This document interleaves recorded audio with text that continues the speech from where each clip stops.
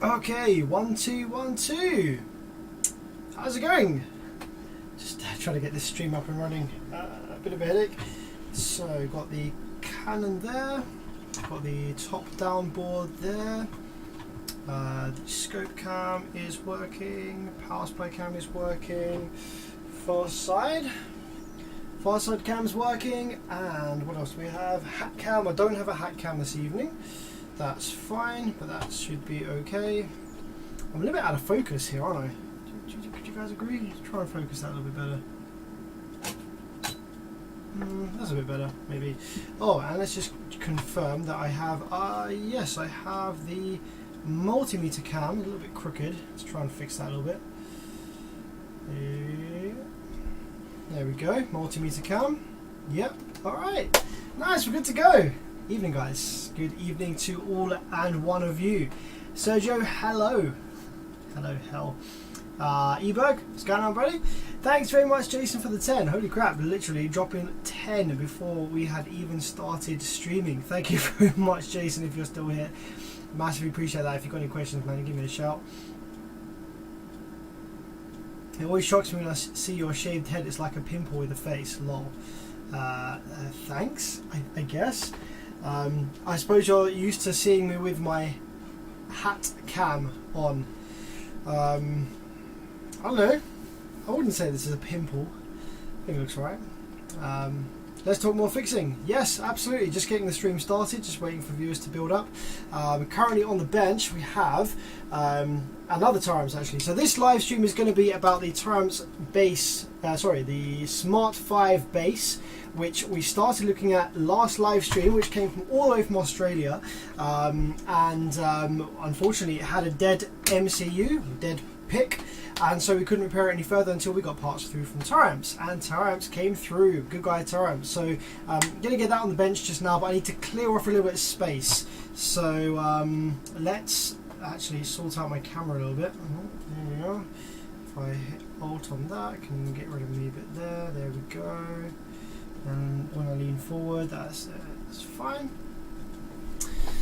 Yeah, so like I say, on the bench right now is a really old Taramps HD 10K, which I literally just finished fixing. So I'm just going to get this off the bench now and out of the way.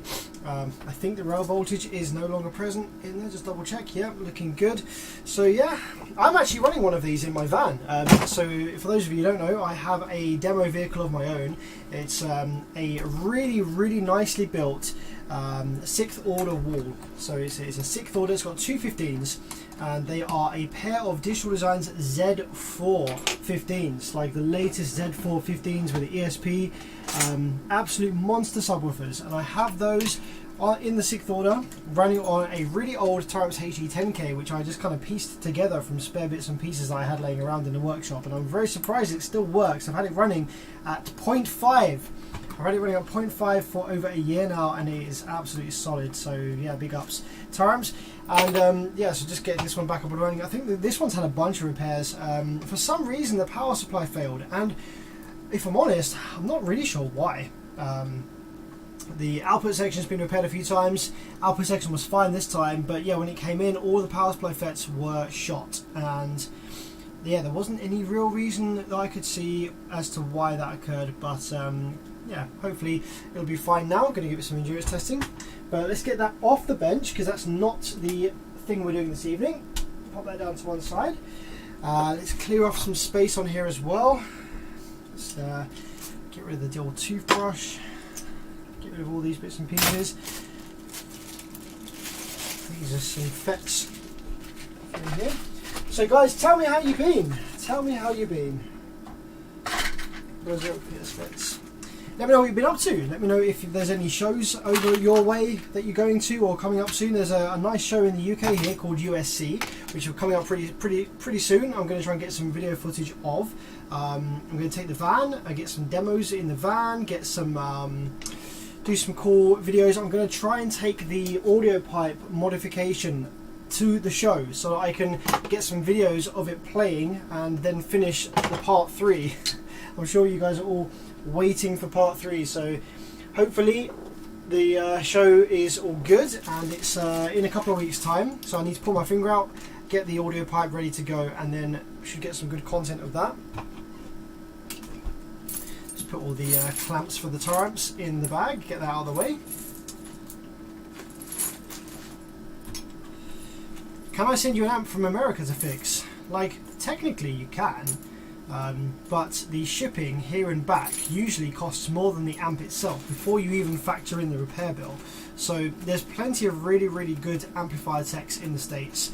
So I would suggest that you get it repaired in the States. Don't pay massive amounts of money for shipping to get it here when you could very well easily get it repaired in the States to just as high quality as whatever I would do here. So yeah, there's not really any need for you to send amps all the way over from the States to the UK. You can definitely get it repaired in the States to a good standard. Okay, finally getting this cleared off a bit.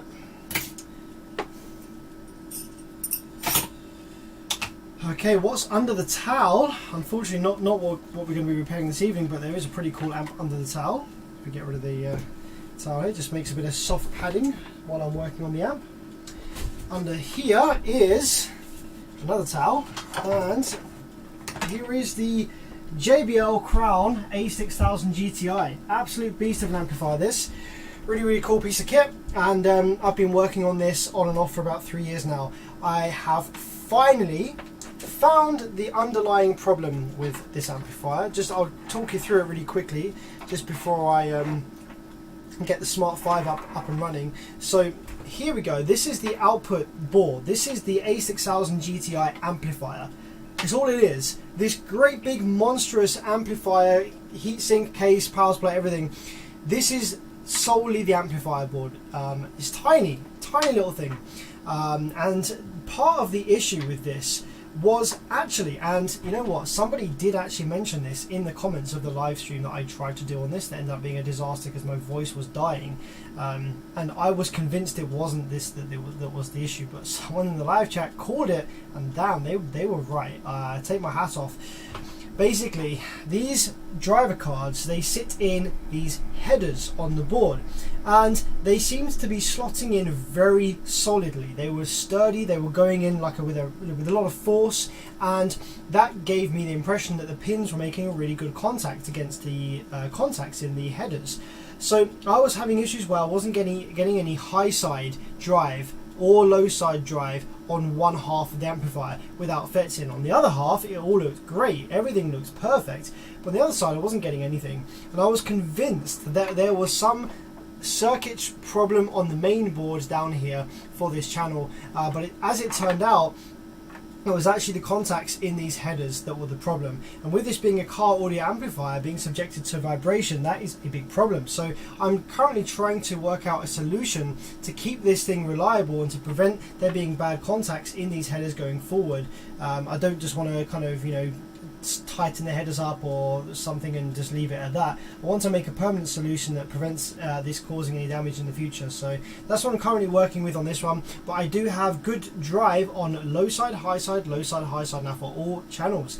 I've ordered some MOSFETs, so they're going to be coming and going in shortly, and then I'll actually be able to finish a video for this. I've had a video for this amplifier repair in the works for a long time now, for like 3 years, and it's funny because obviously you'll see two different houses, two different workshops in the course of that video, where I started making the video at my parents' house down south and finishing it off up here in the new workshop. But yeah, okay, let's just get this off the bench and let's prepare the Taramps Smart 5 ready for finishing that one off. So let's just carefully take this off. That it is bloody heavy, even without everything in it.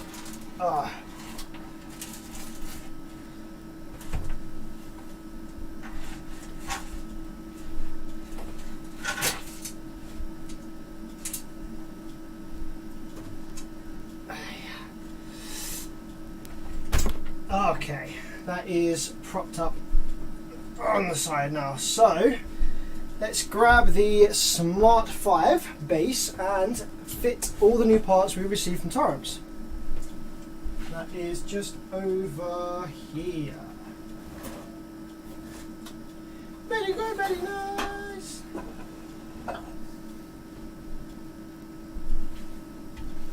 Whoop. Okay.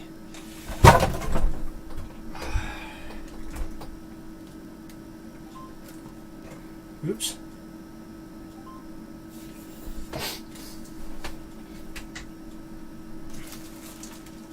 few bits and pieces here, a few screws, clamps.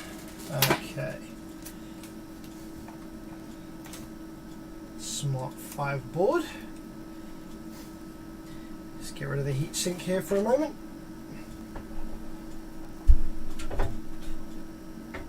Okay.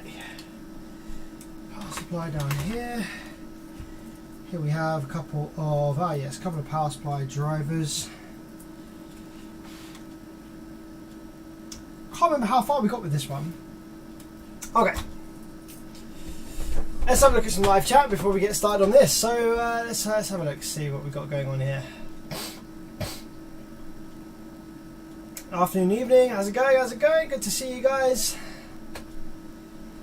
I did get the microcontroller, so you'll see that, and we'll see what else is wrong with this as well as we get going.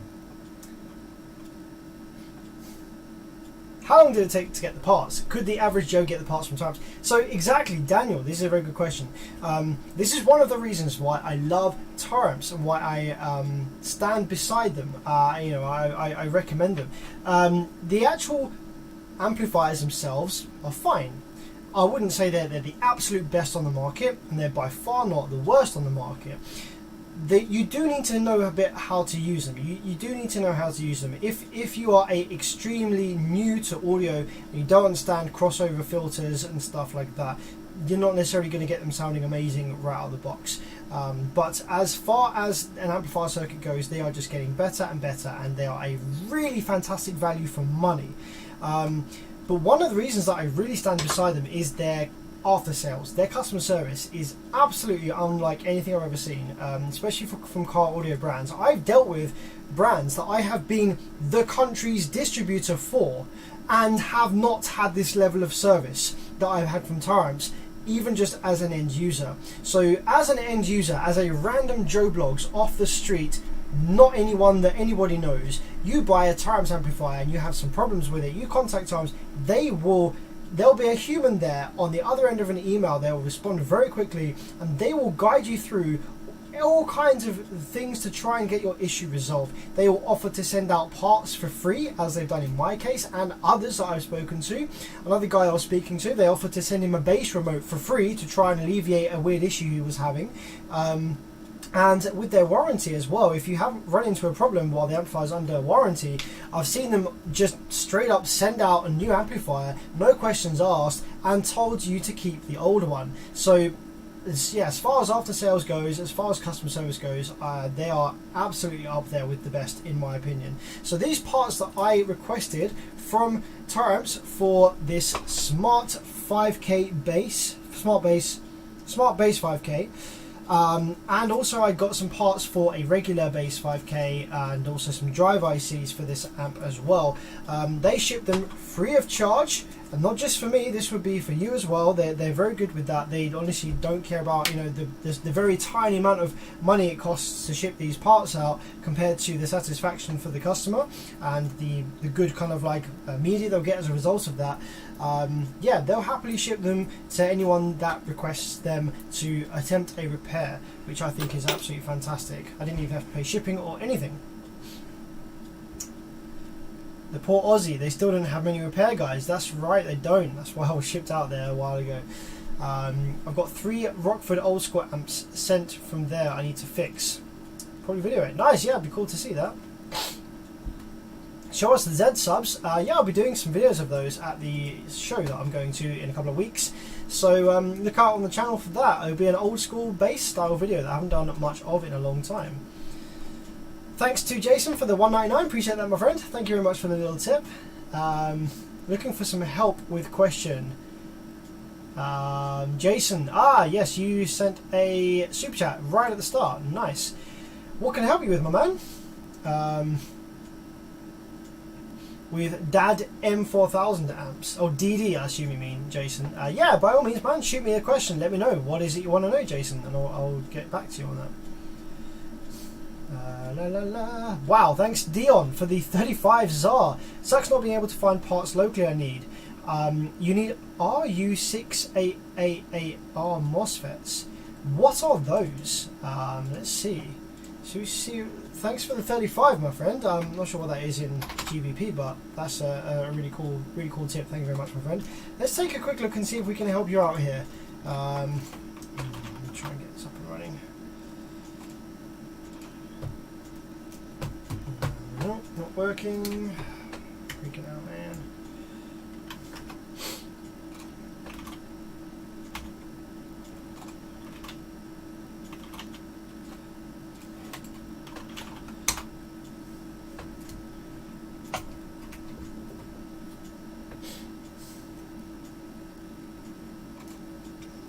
One sec. PD to key, input device, LPD, start, okay, screen. Hey, there we go. Alright. Okay, let's have a look. What are these then? Looks like a TO220 package. So these are a 68 volt, very strange voltage rating on these. Looks like these might be a power supply fit, in which case you don't need to get these. Dion. 68 volt, 88 amps. So are these in the power supply of an amplifier? Because if they are, you don't need these specific FETs. Don't go trying to hunt these down. If you're trying to find replacement FETs, you can just use like literally a whole bunch of different models. You can use the 65N06, you can use the 55N06, you can use the 3205s, you can use literally so many different MOSFETs to go in power supplies of these amplifiers. So if those were what was used originally, don't worry about getting the exact same model if it's just for the power supply.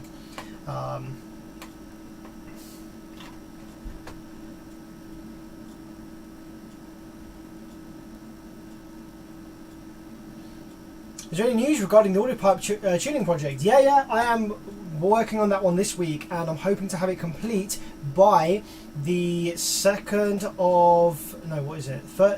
First week of August, so 2 weeks time. The 5th, 6th and 7th of August I'm going to be at a audio show, and I'm hoping to be playing the audio pipe at the show and getting some videos of it playing and doing hair tricks and stuff. So my goal is to complete that in 2 weeks. The thing that I needed to get out of the way first was the Crown A6000 GTI, which I'm pretty almost close to finishing. So yeah, that's looking like it might be happening.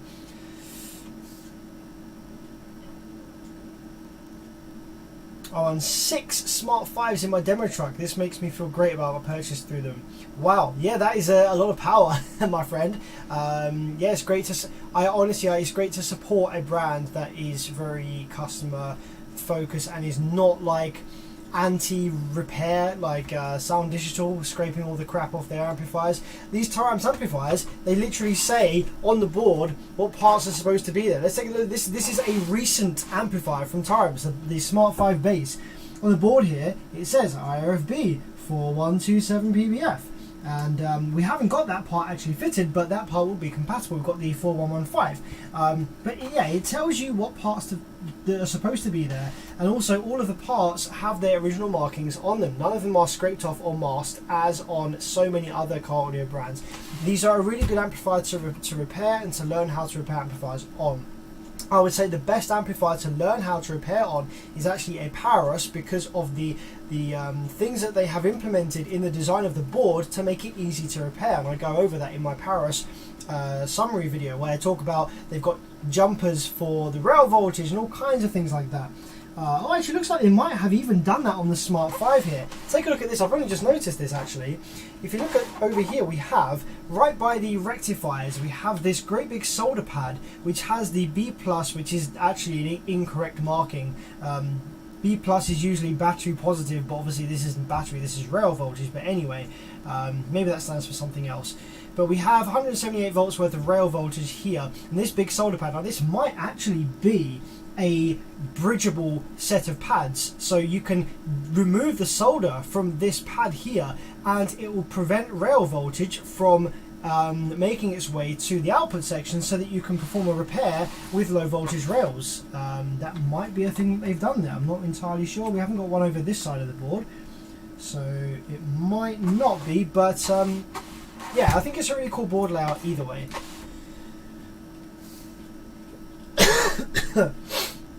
Daniel said I had two 400.4 from them, both die. When they say operating range is 12 to 16 volts, does that mean like a true 16 volt system? No, that means that if you connect up anything greater than 16 volts, they're going to go into protect or they're going to fail.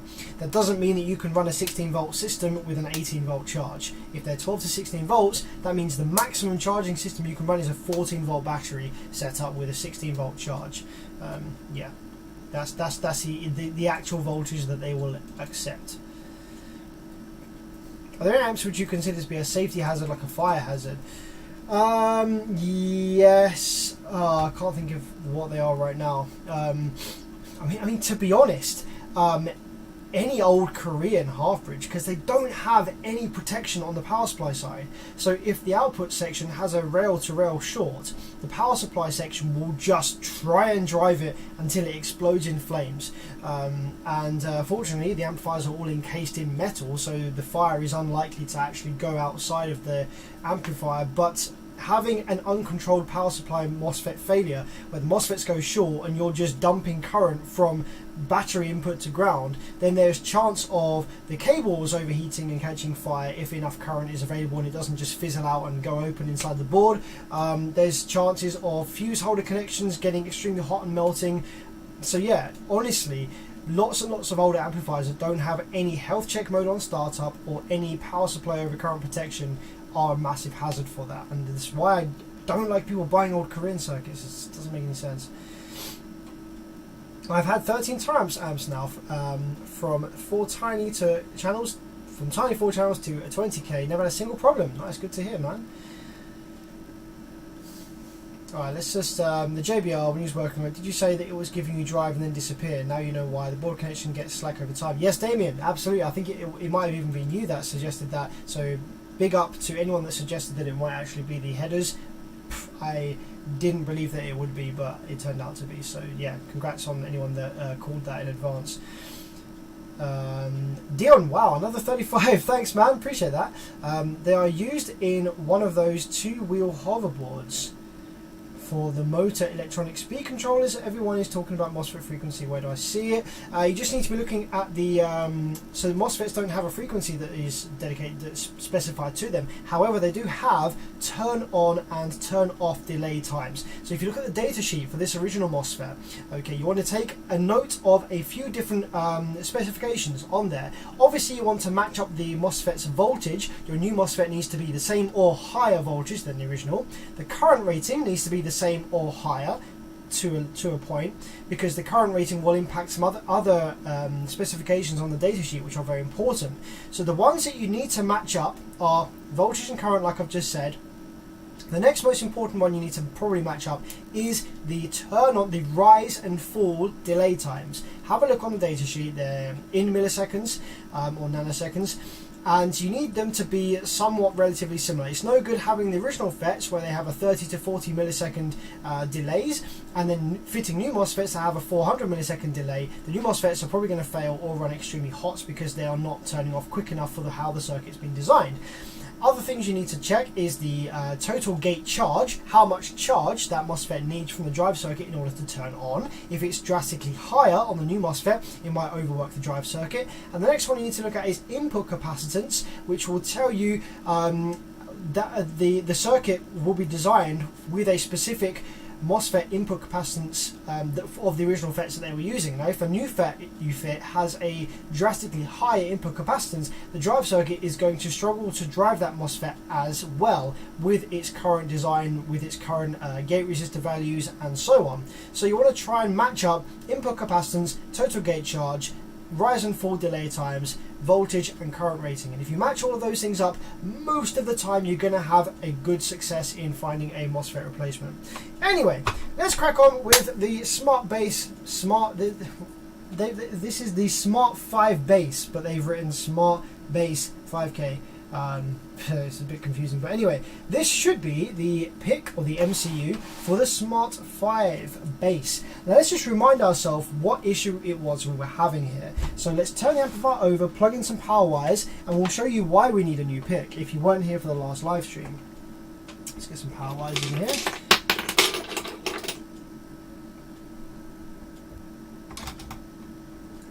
So, negative. These grub screws are like very short ones, so if you screw them all the way in, they just kind of fall out the bottom. I'm just going to have to kind of carefully do this and fold over my cables a bit.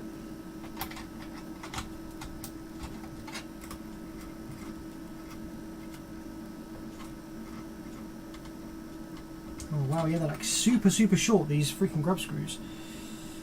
And obviously on the workbench here, I've only got small cables because it's all low current stuff, so I'm going to have to try and figure something out here.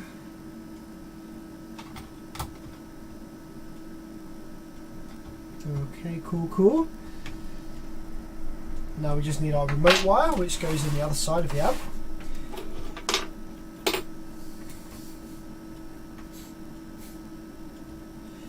How's the stream looking tonight, guys? Is it looking alright? Hopefully it's nice and smooth. Got the fast internet connected, so it should be alright.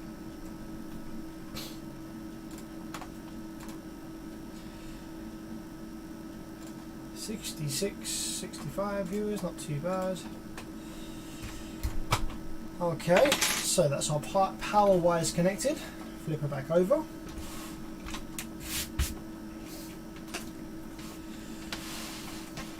So let's fire it up and show you the issue that we were having.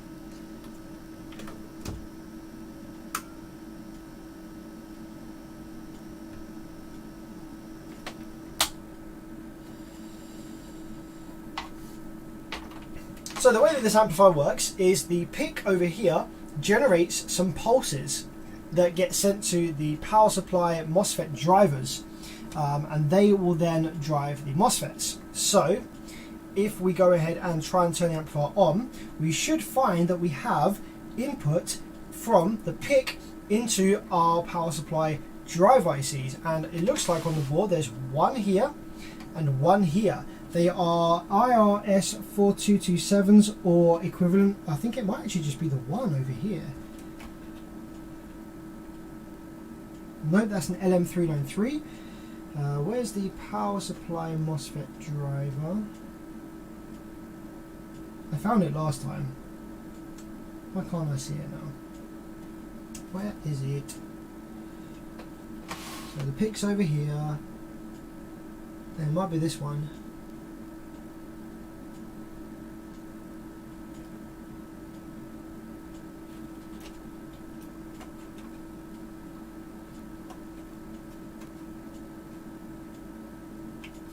That's an LM393, that's an LM393. Where did I say the MOSFET driver was? I think it might be this one over here. Zoom in a bit.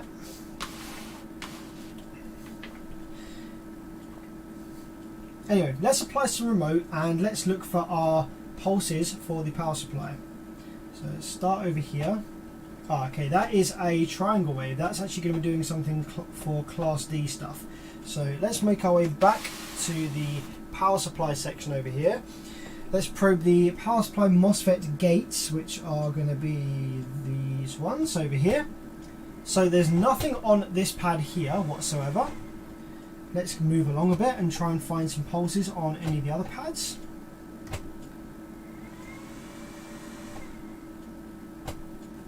Nothing over that side. Nothing over this side.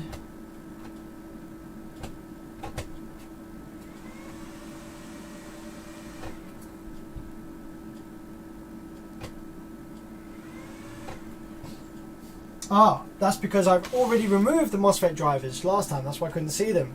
It's a problem when you have like 2 weeks in between repairing on an amplifier. Here we go. So this is where the power supply MOSFETs are located. They're in the center of the board here, and I've already removed them, so there won't be anything on the power supply gates. So if we probe from the pick, which I think is going to be these two, if I remember rightly.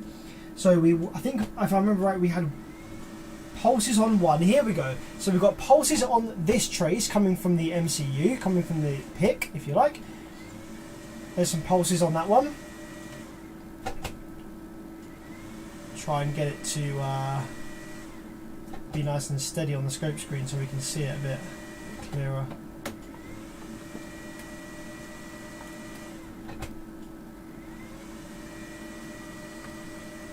There we go. Okay, so this is our pulse from the MCU to the power supply fets, and we have one on this pad here, and there's supposed to be one on this pad here, but sadly there's nothing there. It's just completely dead. So what happens is when the power supply MOSFETs die, they spike back and they kill the power supply drive ICs, and when the power supply drive ICs, they can spike back and take out the pick, which is the next thing in line, which is this guy right here. So we need to go ahead and remove that guy right there and replace him. So let's take some flux and get the soldering iron, that's the hot air soldering gun, cooked up, and we can swap that out, and we should have our pulses back.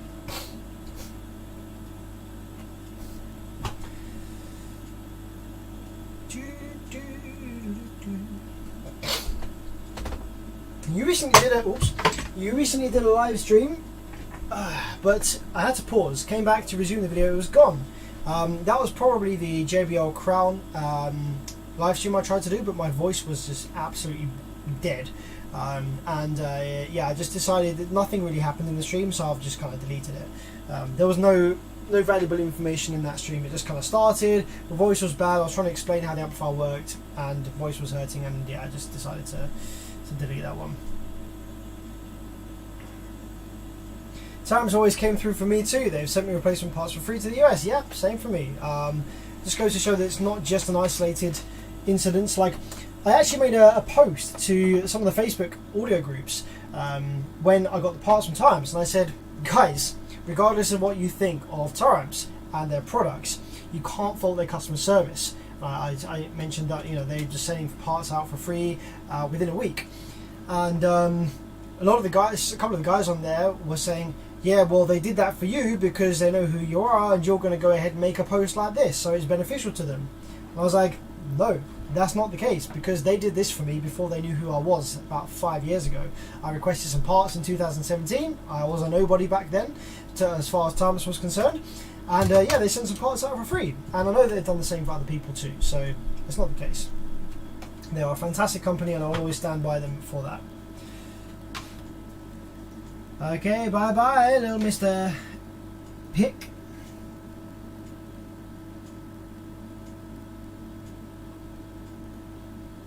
Put some flux on your legs. It's a shame, really, because the rest of the chip works fine. You know.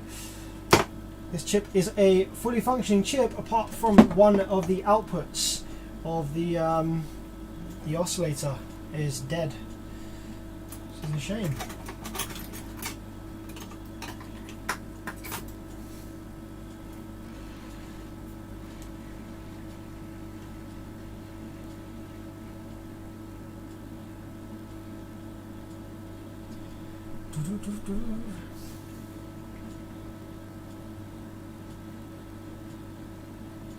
I think Jason has sent me a question, so I'm just going to have a quick look at the chat feed now.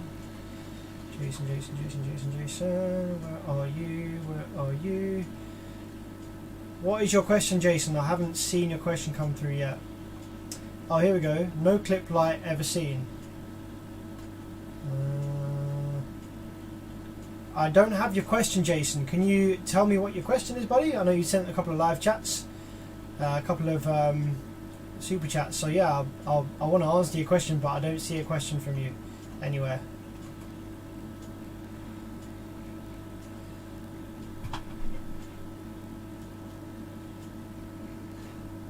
Okay, so that's the old MCU removed.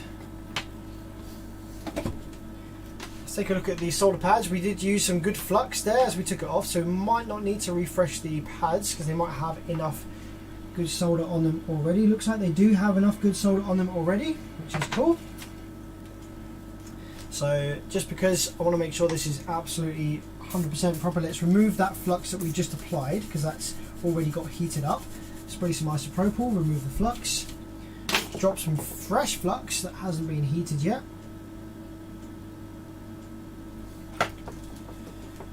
Get our little replacement MCU out of the packet.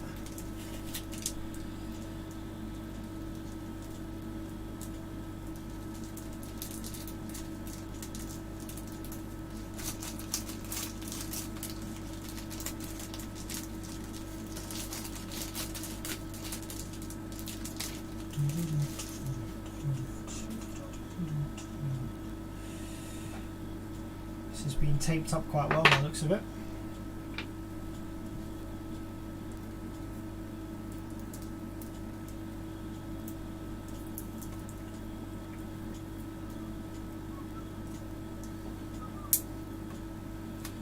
There it is. There is our replacement pick.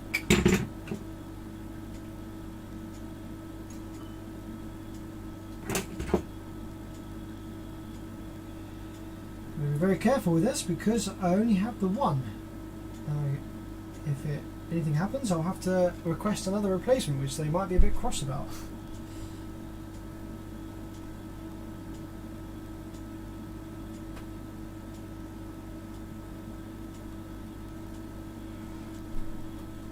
What's up? How's it going? Thanks for jumping on the stream. Anibal Lopez.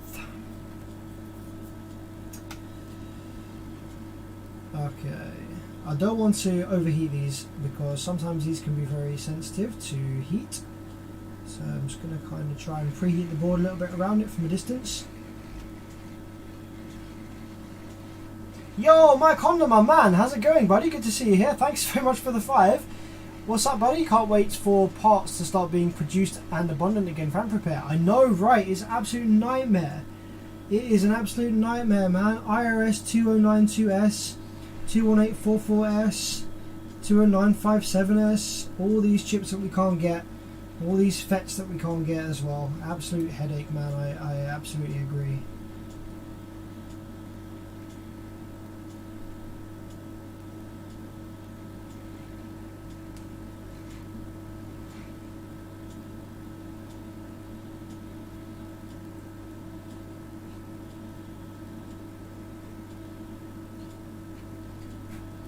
Okay, that should be us good to go. Just going to let that cool down for a moment and going to do a little poke on each of the pins just to check that it has soldered. I would usually use my microscope for this one, but it's a little bit clunky to get out for the live stream, so I'm just kind of doing it by eyeballing it and also looking at the screen in front of me from the camera. But that actually looks pretty good.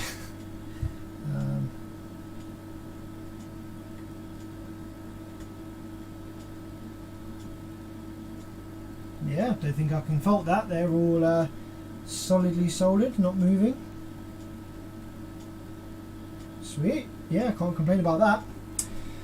I think it might be ever so slightly shifted to the right, like by like their tiniest amount, but nothing that is going to cause any issues.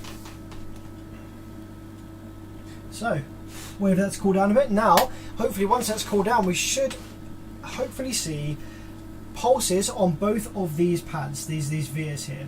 These are the ones coming from the pick to the power supply drivers. So I've got 2 fresh power supply drivers here that are ready to go in, that will load up as soon as we see the pulses on both sides.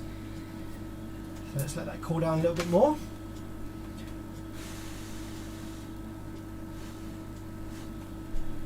A little bit of isopropyl now that it's cooled down. Get rid of the flux.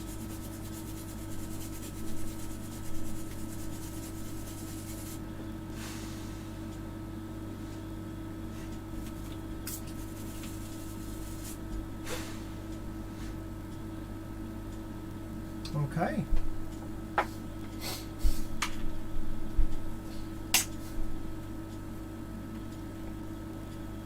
You can't get any N-channel dual fets. Oh yes, those are another one that are very difficult to get. Those fets are used in the sort of little 4 channels with the 2093M driver, isn't it? The little surface mount square thing. Yeah, you can't get the drivers either. You can't get those 2093Ms. Okay, so let's turn the power supply on and hopefully we'll see pulses on both of these pads. There's pulses on this top one.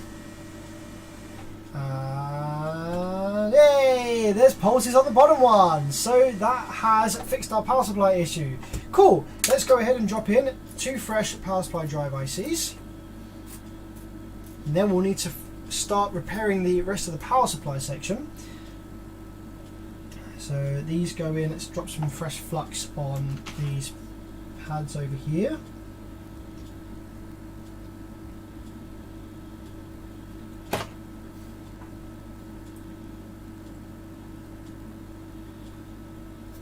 Let's do one at a time.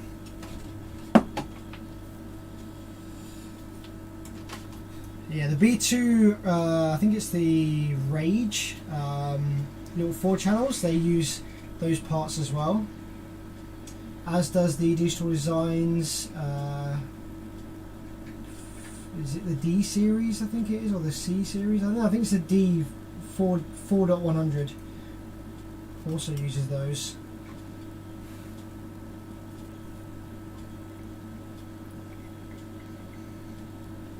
Alright, next one.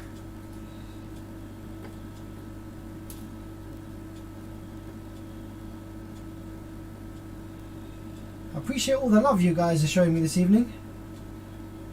I appreciate it.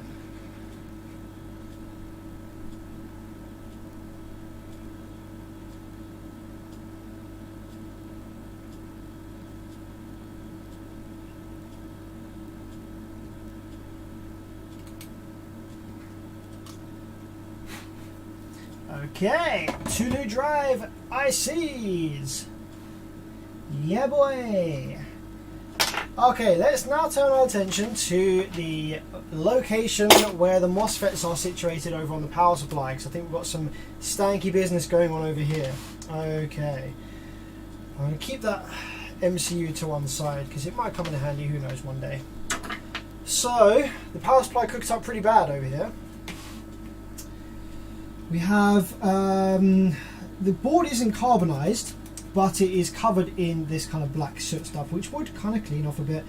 I don't want to scratch away at the traces too much. I don't want to expose them unnecessarily, but yeah, you can clearly see that it's blackened on top.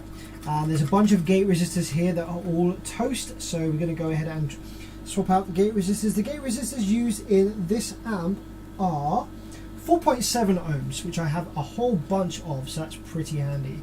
So yeah, let's go ahead and remove all the gate resistors on this side that are bad.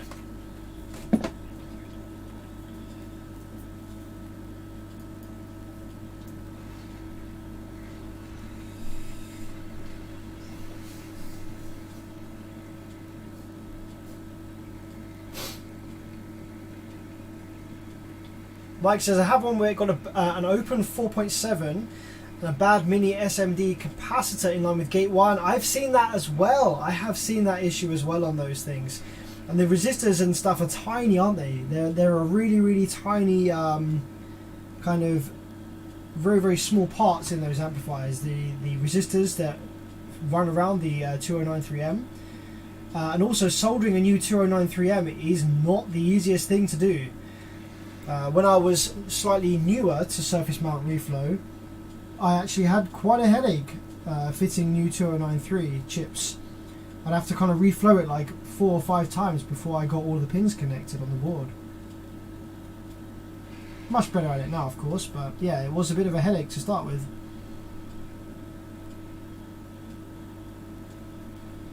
Looking like Big D. Well, yeah, all of the that's what you get with too many hair tricks. Too many hair tricks, you turn into Bearvids or Big D. The follicles do be shook, you know. But hey, it's funny. I actually much prefer it. I actually much prefer the lack of hair. To be honest, it makes life so easy. I have a shower, get out the shower, boom, done. Don't even have to worry about none of that. Yeah, I should be Little D. Big D and Little D. I like it.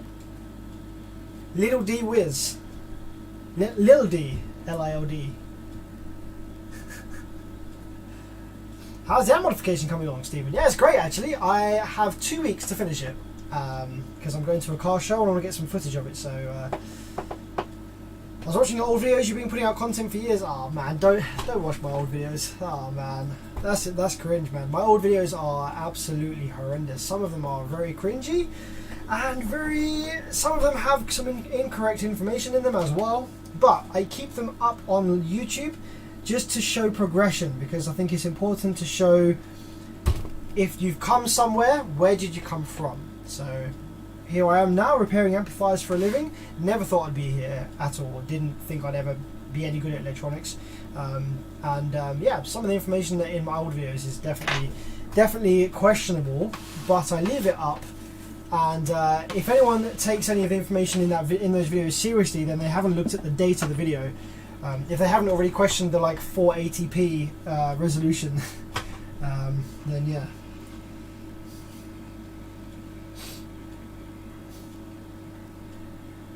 I remember doing one video where I told people how to find how much power the amplifier makes.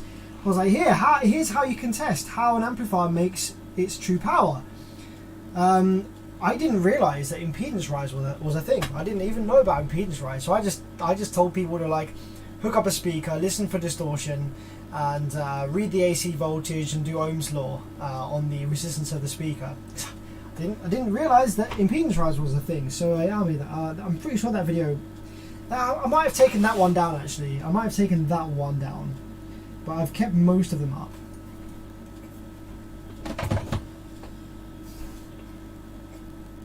Jason! Right, let's see. So, Jason, why am I not seeing your question, buddy?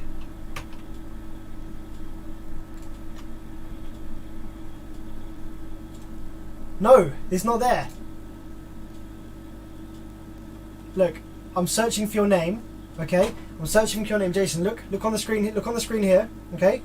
Did you see it this time? If I go up one, I have, look at the top of the chat feed. If I go up one, I have your super chat, thank you very much. If I go up, I have your question about the question. If I go up again, I have no clip light. If I go up again, I have your original super chat. So I still don't have your question. So can you just send your question again in full and tag me at Bevids, because it comes up in orange when you do that. So I'll see it, okay?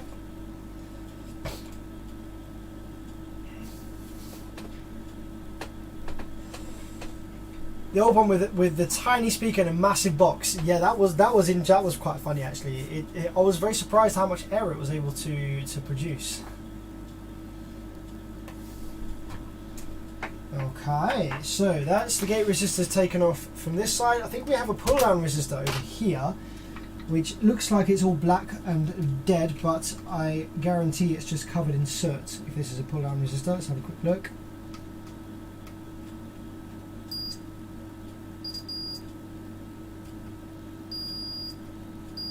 Yeah, that's just a pull down, and that's probably going to be reading fine. Let's take a look on the multimeter. Yeah, we've got, looks like a 1K, I think that is. Yeah, there's a 1K, that's absolutely fine. It looks bad, but it's not bad. Sometimes you get that in the power supply section where everything gets covered in soot, and you're like, oh damn, that resistor's cooked. But no, it's not, it's just covered in soot. Alright, so I think that's all the gate resistors out that are bad. I'm going to drop some new ones in. Resistor 407. Actually, I think, you know what, I'm going to go ahead and replace all of the gate resistors. Even though some of them look okay, I don't trust them, so let's replace all the gates. On this side.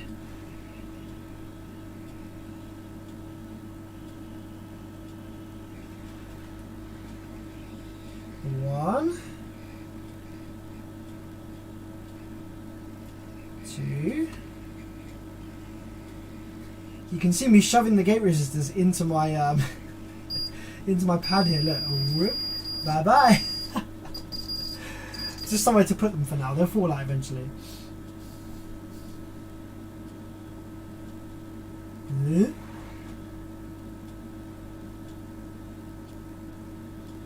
I'm sure some of these are fine, but they've been stressed quite heavily. You know, the Mosfets shorted and sent 12 volts up the arse of the drivers, so we need to replace them. Alright, let's put some fresh solder on these pads because these pads look really empty.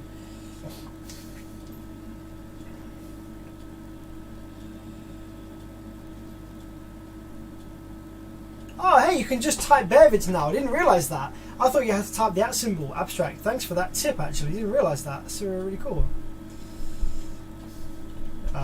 Belva has an MP3 deck supposedly with 3 RCAs at 5 volts without relying on the manufacturer specs. How can I measure real output from the RCAs using only a multimeter?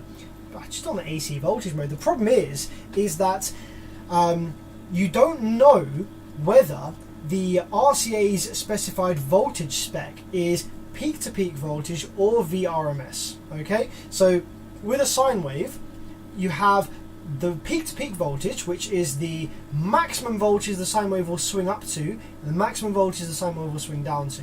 So with a 5 volt peak-to-peak sine wave, the sine wave will travel up to 2.5 volts and down to 2.5 volts as voltage itself. But the actual measurable AC voltage of that wave will not be 5 volts. It will be something like, I don't know, 2.3 volts RMS or something like that. There's a calculator for it to calculate the RMS. So if the manufacturer is quoting 5 volts RMS, then the peak-to-peak voltage is going to be more like peak-to-peak 8 or 9 or something like that. But if they don't say, that it's RMS, and if you aren't able to measure 5 volts on your multimeter with a 50 hertz tone, then it's going to be peak to peak, and your RMS is going to be 2 point something. So, unless they specify, you don't really know. You just have to measure it.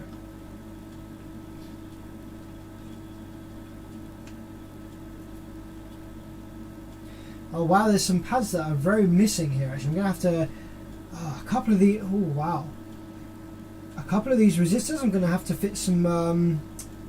Bloody through hole parts too, I think.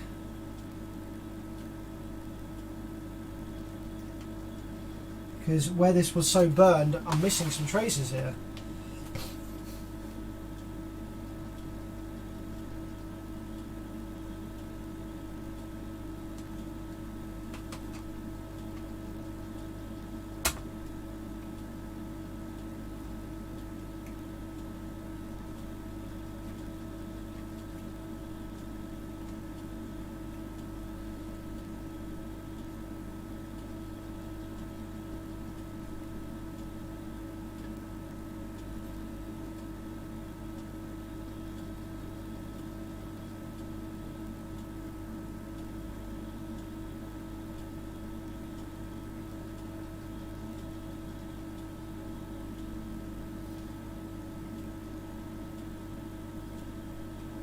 Okay, so that's all those pads refreshed. I think so. There's a couple of holes here that are quite stuck full of solder still. So let's see if I can refresh those a little bit.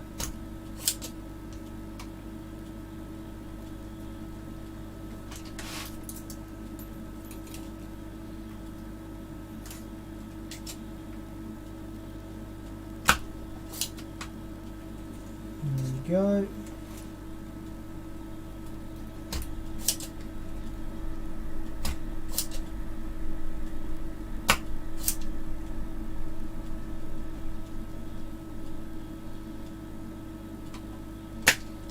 Okay, drop some fresh flux on these gate resistor pads.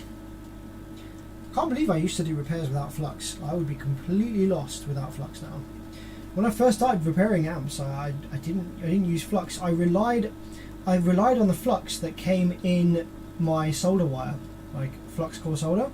So any time when I needed like the effects of flux, I would just drop some fresh solder on there, and the flux in the solder core would do the job. And I wasn't actually understanding that that's why it made life easier. I was just like, oh, it's just because the solder's fresh. But no, it was the flux that was doing the job.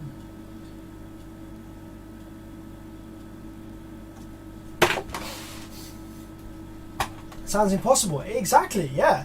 Although I guess it wasn't without flux entirely, because my wire was flux. Of course, I was using flux, but I was using it by applying fresh solder to whatever I needed the flux for, without realizing that it was the flux that I needed. I just assumed that all the time that it was the solder being fresh that was why it was better.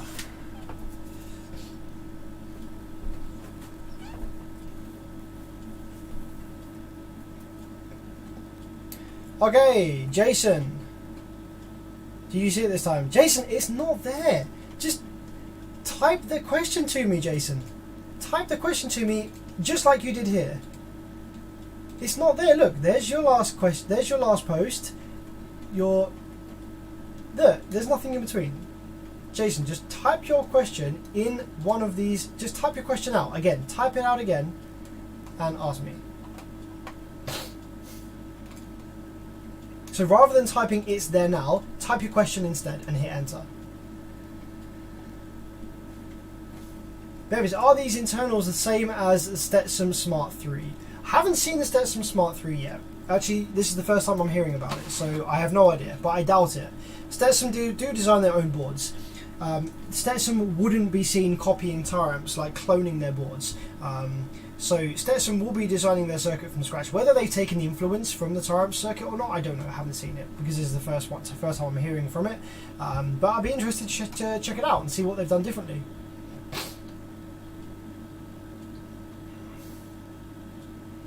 With my head unit 80 Hz low pass filter that is set to 24 dB slope, combined with my Salt 4 24 dB slope, yes, it will.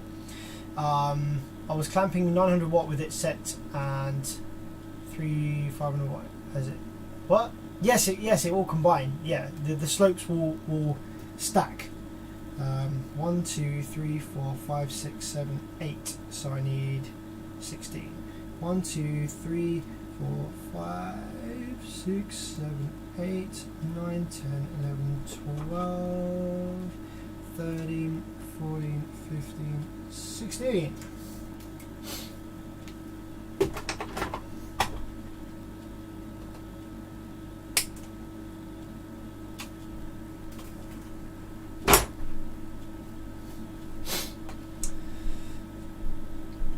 Smart 5, is that one of those smart amp chips, the one that analyzes feedback and knows if more power can be provided to the speaker? So it doesn't quite do it. So yeah, all it does is it's just monitoring the current across the output section. So the amplifier doesn't know what load is connected. It doesn't like run a check to see what load you've connected.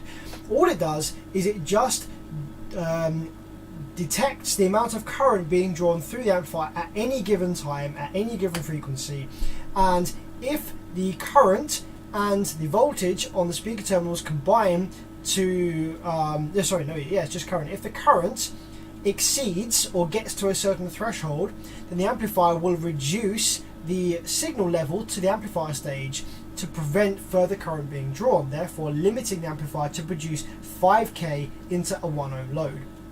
So that's how it's able. So basically this amplifier is basically a 5000 watt 2 ohm amplifier with the ability to run 1 ohm because it's limiting the current at 1 ohm to what it would be at 2 ohm. So this is equivalent to running. So if you run a 1 ohm load on this amplifier and it's rising to 2 ohm, then it's like the equivalent of running an 8000 or 10,000 1 ohm amplifier, because you're going to clamp the same power that you would using the larger rated amplifier at 1 ohm, because this is 5K at 2 ohms. So at 1 ohm it would be 10K, but it's limiting the current, so it kind of depends on your impedance rise. So it's not that clever. It doesn't do any tests. It doesn't monitor any feedback. It doesn't know what load you've got connected. It just measures current across the outputs and reduces the signal as necessary.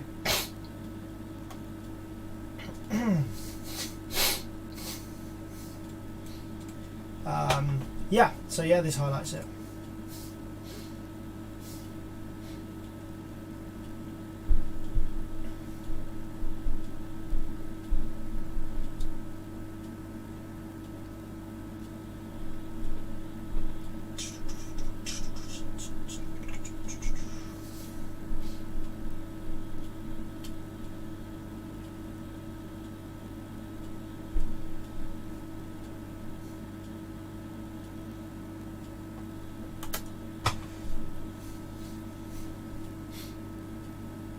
Okay, let's start dropping these gates in.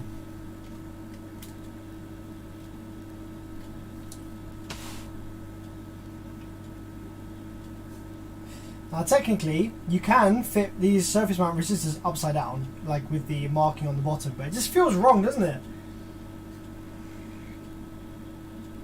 They're tinned both sides, but I don't know, I couldn't bring myself to do that. It just feels super wrong. I think I've done it a couple of times. Like if there's been some piece of crap amplifier that like I'm just repairing for myself, I just want to get it done quick, and if one of the resistors flips over, I'm like, oh fucking hell, can't be bothered. But I very rarely have ever fitted a surface mount resistor upside down. Let me know if any of you guys have done that. Just I don't know, just to me, like, it doesn't make any difference, but it just looks wrong.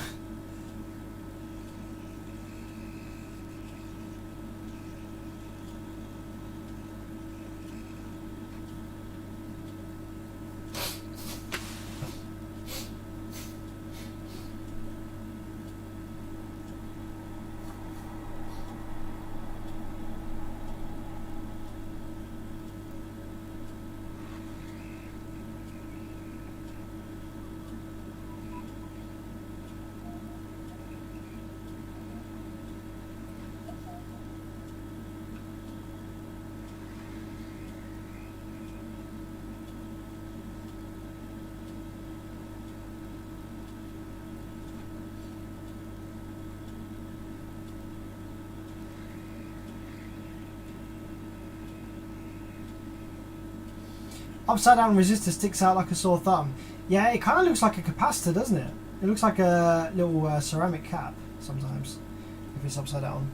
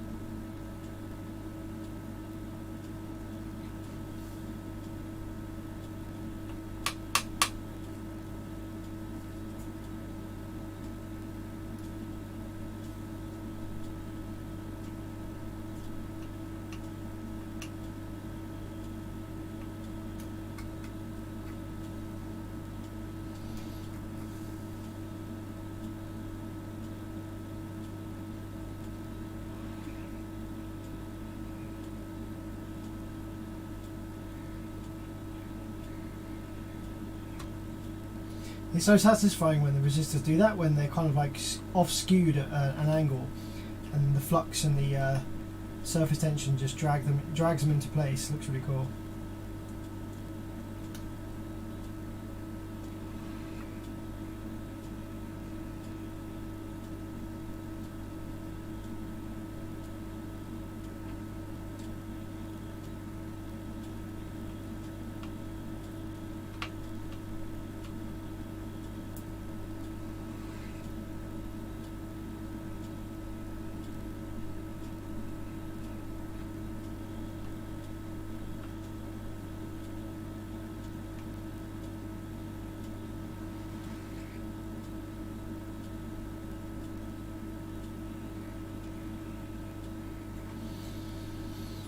Okay, so that is most of them done, apart from the two over here, which are missing their pads.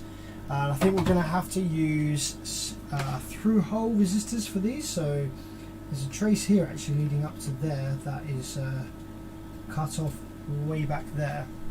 So we have to scrape off this trace and use that pad there to go through a 4.7 ohm through-hole resistor. Which I will do once the MOSFETs are in. So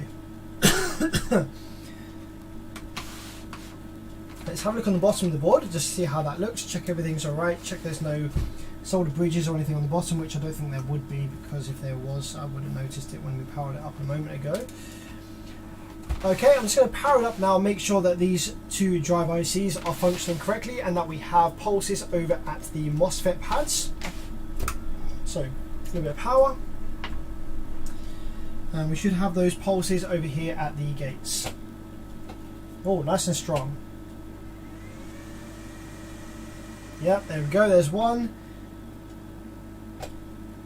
Yep. Yep. Yep. Yep. Okay, so yeah, we're looking good to go. Those drive ICs are working fine.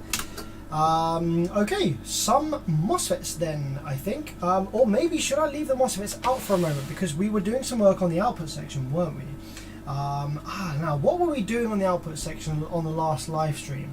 I think we figured out that the drive buffers for one side were bad, and I was trying to find what they were. How did we figure out that the drive buffers on one side were bad? It was so this side is the output, the side of outputs that failed. Okay. How did we come to the conclusion that they were bad? I can see that I've removed one here, but not one other one there. Maybe it was was I doing some multimeter tests, resistance checks, and I was like, oh hey, this is shorted. I think I discovered it was shorted, didn't I? So okay, cool. Let's go ahead and drop a new one of these in.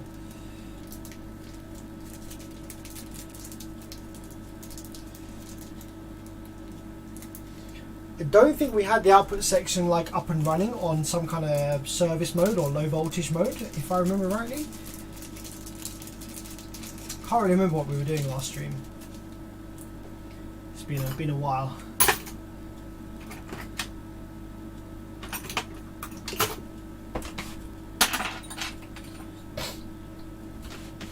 Eberg, power supply is almost up and running, just needs some fets.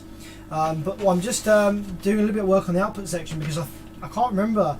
I seem to have some recollection that the output section gives you some kind of drive PWM without any rails when you start to power it up. So I just wanted to fit the new drive buffer that we removed last time.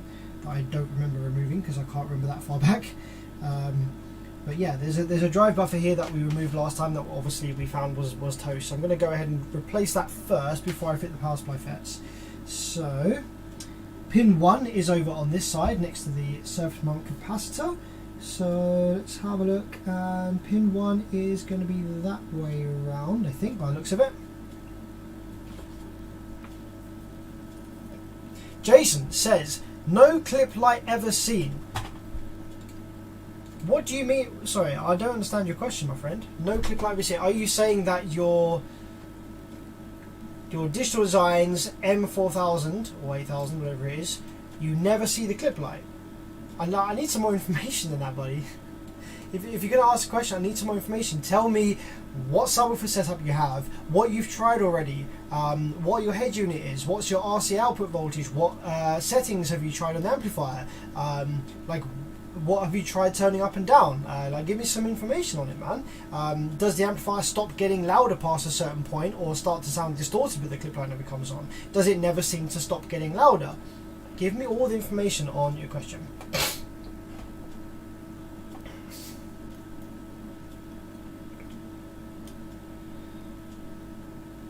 370 Mechman Alt. So if you don't see your clip light come on, then it means that you're just not feeding enough signal into the amplifier for it to reach clip point. Or you don't have the gain turned up enough to the point where it would start clipping. In a very, very rare instance, the amplifier may have a fault with the clip detection circuit, and it might just not be telling you that you're clipping. But that is incredibly rare, and I've only seen it one time in 7 years of repairing amplifiers every single day. So I would say that's unlikely that it's an amplifier fault. It's most likely that you're just not turning it up enough, or you're not getting enough RC voltage to the amplifier in the first place.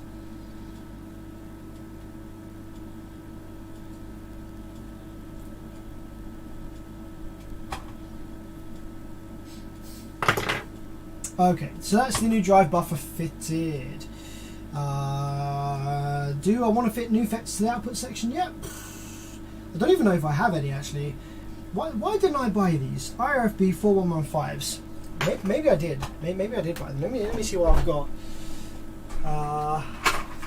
I've got a bunch of larger parts for big ass Koreans. It's not useful right now. Let's see what else we got. Some op amps down there. 150 volts, 150 volt 220. These are all old salvage parts by the looks of it, so it's not going to be any good to me just now.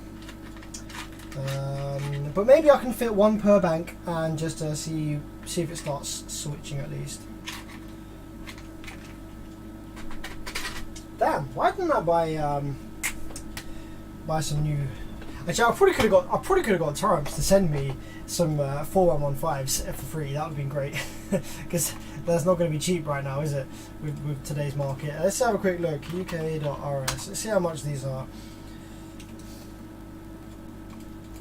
IIFB 4115.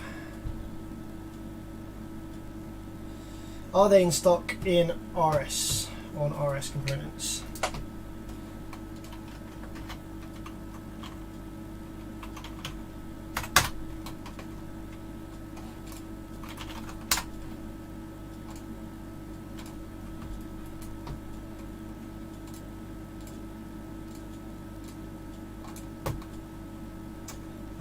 Let's have a look. So we have 4115, 415, 4115G. What's the G? What's the G suffix mean? We'll find out probably, but I don't want 50 of them. I just want 1, 2, 3, 4, 5, 6, 7, 8.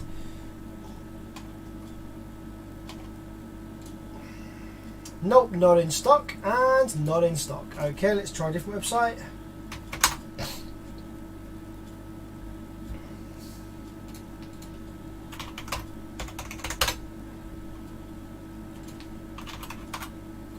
Yep.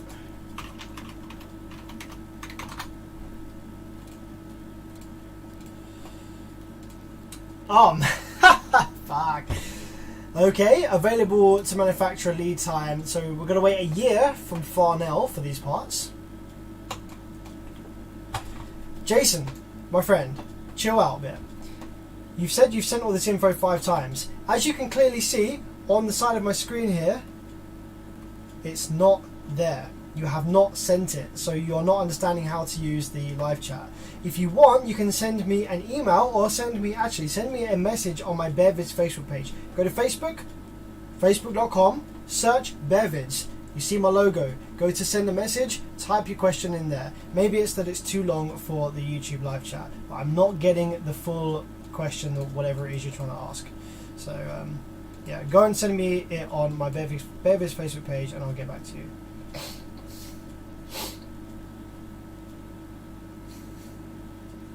It sounds like you're getting a bit stressed with this, so yeah, just send it to me on my BearVids Facebook page. My bass knob is acting funky. Put it on 10 full and no problem. Now between 2 and 8 I get distortion harmony. It's hooked up right. Is this an RCA knob? If it is, then that is a common issue with RCA knobs. They can introduce distortion when it's only up halfway, and it depends how the wiper and ground are connected with the amplifier. If the ground is also forming part of the resistance, then that can happen. Yeah, different RCA bass knobs will be wired differently, and that might be causing your issue.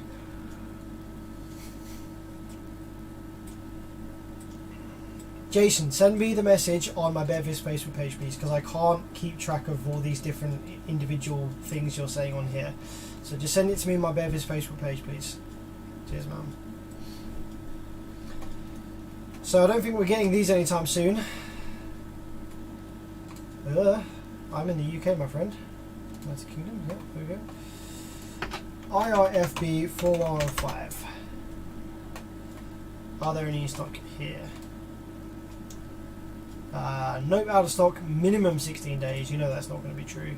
16 days, that's not going to be true either. Okay, so I guess on the Taramps Smart 5 base, we're going to be replacing the fets for something else that is in stock.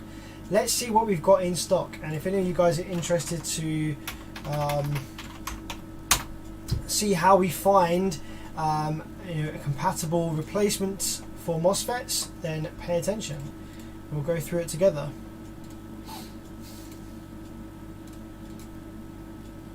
Whoa, that's not what I clicked on.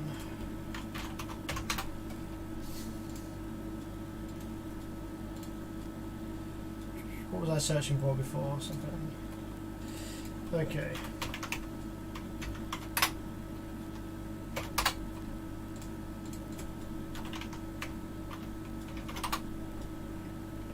So we're going to go to MOSFETs on both of these sites.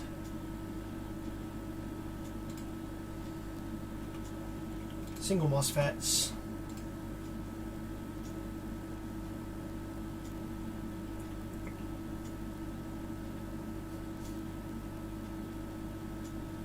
Elliot says risk eBay for the part. Absolutely not. No, definitely not. Can't do that. End channel. And so we know that the 41115 has a drain to source voltage of 150 volts. So we want at least 150 volts. We could go up to 200, fine. Anything above 200, and we're not going to really probably get the current rating that we need. So we're going to go for 150 to 200 volts on the drain to source voltage range. That's applied, I think. Has that applied? Yep. We're going to be looking at mounting type through hole.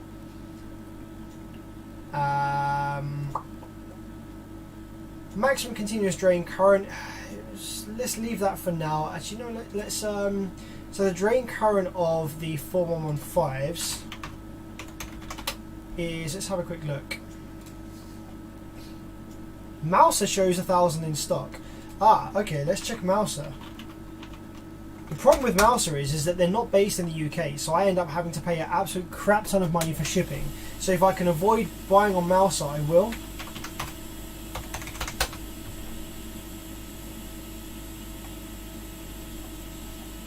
If I can find an alternative in the UK, then I will. But let's have a look. Stock. Okay, so oh, maybe I should buy a whole bunch of these then. I don't want to buy 100. 10's not enough. I don't know. Well, there's no benefit to me buying any more than 10 really, apart from shipping. So let's just do enough to load up this amplifier and one more. So 1, 2, 3, 4, 5, 6, 7, 8, 16, 32. Let's get 32 of these bad boys. View basket. Let's see what the shipping says. Let's delete that. Don't need that anymore. Let's go checkout.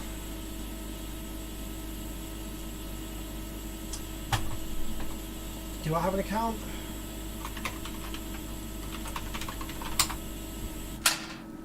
I don't remember my username and password. Ah, let's just check out without logging in. Let's see what the shipping says.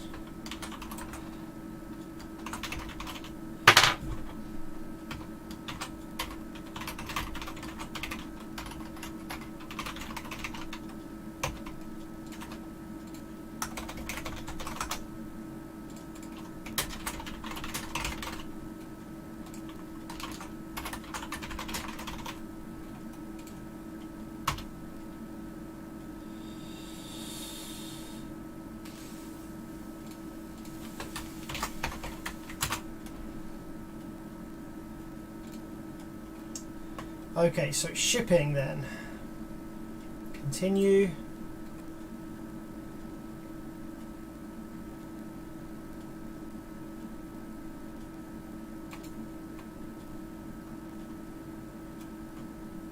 What have I missed?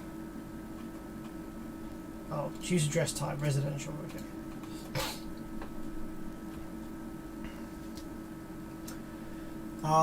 Shipping. Oh, free shipping. I guess it's free shipping because I'm ordering above a certain amount. Oh, that's pretty cool. Alright then. Nice shout. Thanks for the shout on Mouser. I don't usually check Mouser because I've always seen the shipping to be really expensive, but I guess in this case the shipping is free because I'm ordering above a certain amount. I will bear that in mind for future. Thank you very much, my friend.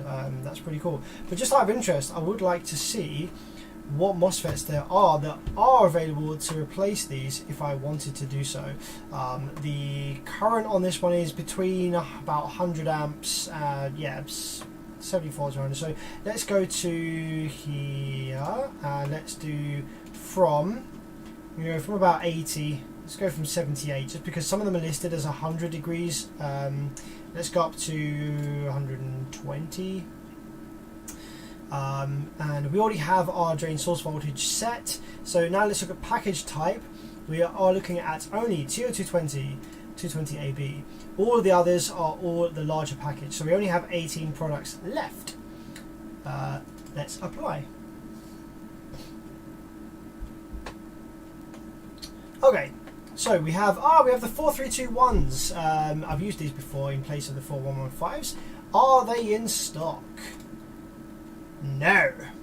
RS Components is a crappy website because it doesn't let you filter out parts that are not in stock, which is stupid. These are £5 each, so I'm not getting those. Let's go ahead and filter by price, shall we? Here we go. Well, the 4115s are here. They're the cheapest ones, but they're not in stock, as we know. So let's continue down. The 4321s aren't in stock. 4145s aren't in stock. 4228. Alright, these are a 150 volt, 83 amps. So these are quite a bit less powerful than the 4115s. Let's just have a quick look. Oh, they're not in stock anyway. 415s, 4428. Okay, what about the next ones up are these ones, literally £5 apart, and they're less powerful. They are in stock, but I'm not paying £5 apart for something less powerful than the original ones that are used in this amplifier. Let's just have a quick look at the datasheet. What's the datasheet look like? 10 milliohms on the RDS. What is the RDS? Okay, so very similar RDS on these. The continuous drain current is quite a lot less. Lower pulse drain current. Let's have a look at the switching characteristics. The blah blah blah. Input capacitance, that's pretty low, 3200. The input capacitance of the original FET is 5200, so a bit less on the this other one. The total gate charge, gate to source charge. Wait, what? Oh, gate charge total 41. That seems really low. Total gate charge 77 to 120. Yeah, this is very low. So this is going to be a very easy FET to drive. Low input capacitance, low gate charge, and is it quick as well? It's very fast. Wow. So yeah, this is actually pretty good MOSFET. It might not look as powerful as the 4115, but you could run this at very, very high frequencies. You could use this in a full range class D amplifier, a pretty powerful one at that, and yeah, it would switch pretty nicely. These specs look really decent. Yeah, they're very well balanced. You've got good power ratings for the ease of drivability of this FET. So yeah, pretty good FET, very expensive, and not ideal for us. So I'm probably just going to end up getting from Mouser on this one. But alright, let's continue with this amp then. Let's drop some power supply FET. Actually, shit, do I even have any power supply FETs for this? Ah, man. One per bank, just to get this up and running on the stream. Is there any point, because I don't have any power supply, any output FETs? Alright, let's do one FET per bank. But yes, FETs. Yeah, I actually kind of forgot about FETs. I was like, oh yeah, to get this Smart 5 up and running, I just need, I just need some PIC, some PIC and some drivers. But no, obviously I need FETs. I didn't even think about that. I'm so used to assuming that I have everything in stock, because I usually do. But yeah, the stock has dwindled in recent times for sure.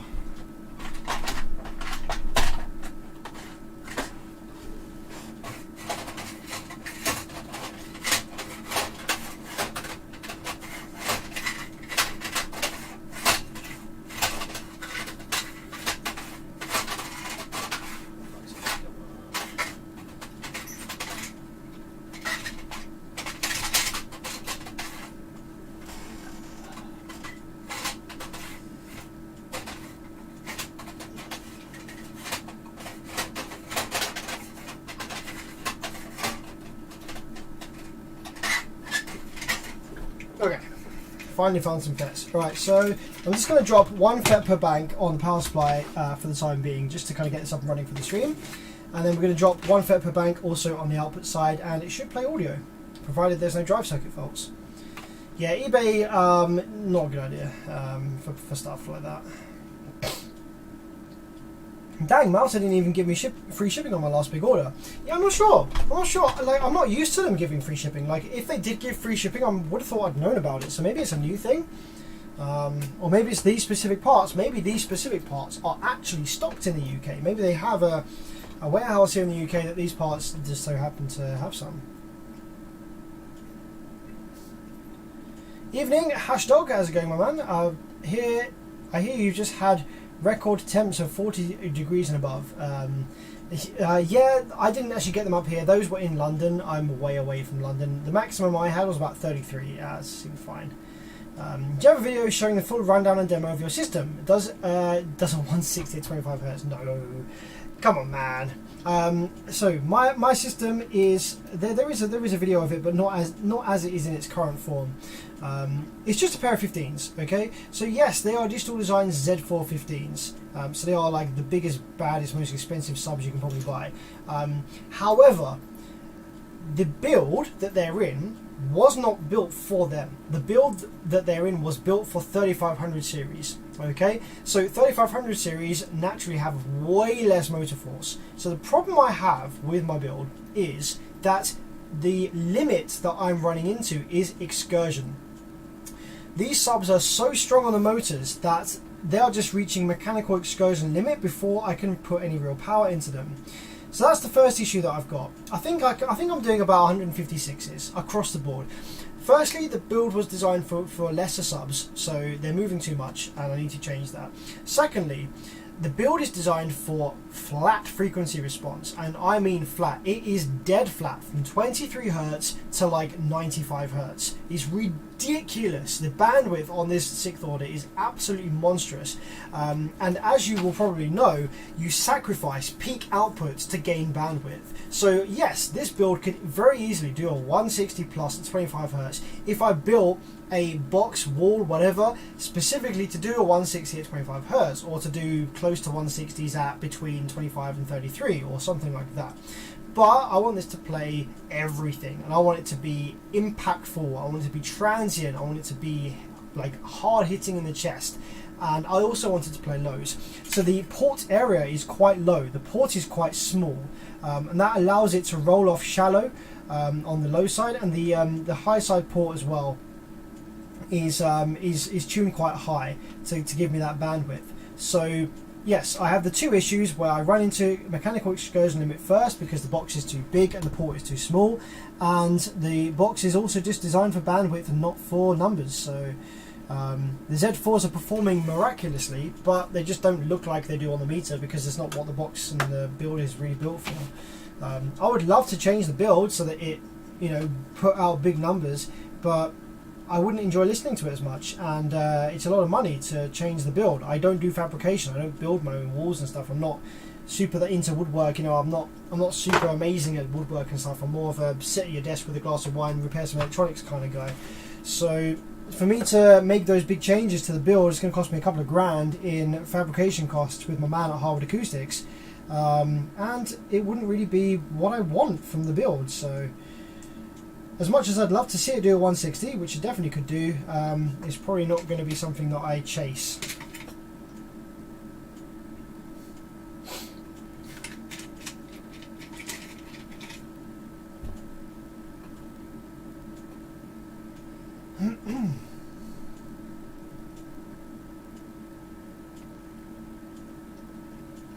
So anyone, I've actually considered doing this for a while, anyone that's a long time like subscriber, anyone that's followed my channel for a long time, does anyone care about like a life update?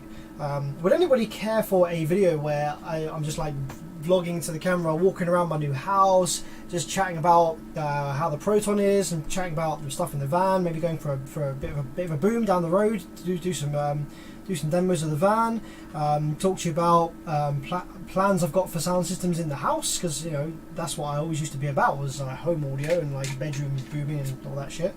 So would anyone care for like a life update kind of video?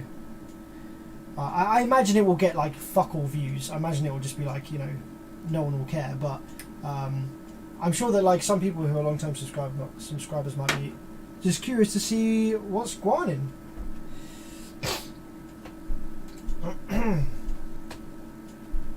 Are you using a DSP in your rig? Yeah, I'm using a Helix. It wasn't by choice.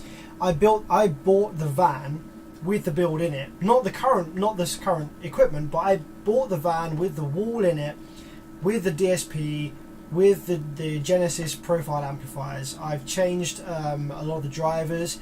I've done a lot with the setup. I've changed amplifiers and stuff like that. But the actual build itself is as I bought it, because it was offered to me at a crazy price. I supplied the original equipment for the build. So Henry at Harwood Acoustics is a very good friend of mine.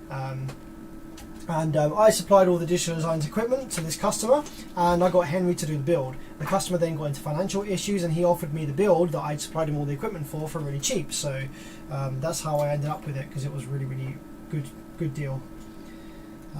So I didn't actually, the build that I've got, I didn't like, that wasn't my idea. I didn't like, the build wasn't done in the way that I would have done it.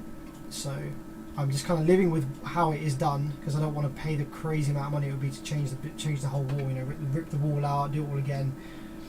Maybe if I come into like a bunch of money in the future, you know, if I get some big win or something, I've got a bunch of money laying around, then I'll sponsor my man Harwood Acoustics, and I'll get into to redo the wall exactly how I need it, so I can hit a 160 with the Z4s and still play throughout the range. That'd be great.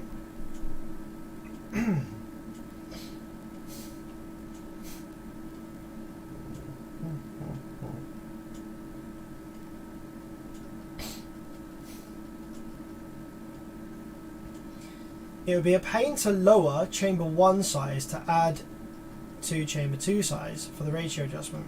Go from a 1:1 to a 2:1. It would be a pain. Yeah, like any work doing on that build is going to be a pain, just because of how it is, how it's put together.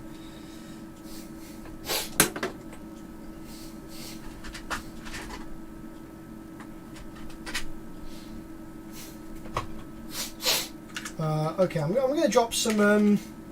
What have I got here? I have actually got some 4228s. I'm going to drop a couple of fets into the other side, just to see whether the amp will come to life. I'm curious to see what it do be saying. Now, it's not really generally a good idea to run one MOSFET per bank in the output section. I learned that the hard way over the years. Amps don't really like it that much because of the difference in input capacitance to what it's expecting. There we go, there's a 4115. Yeah, it's expecting a specific input capacitance from all of the FETs being there, and when it's not there, sometimes it can cause cross conduction or drive circuit spikes, and it can kill the FETs. So you have to be a little bit careful.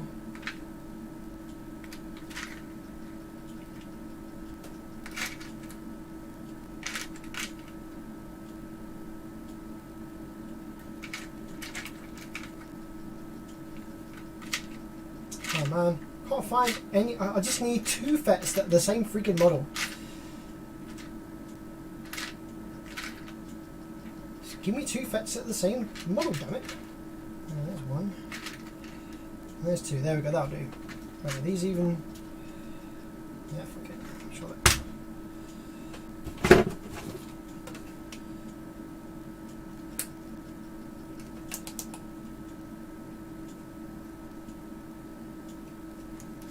One, 2.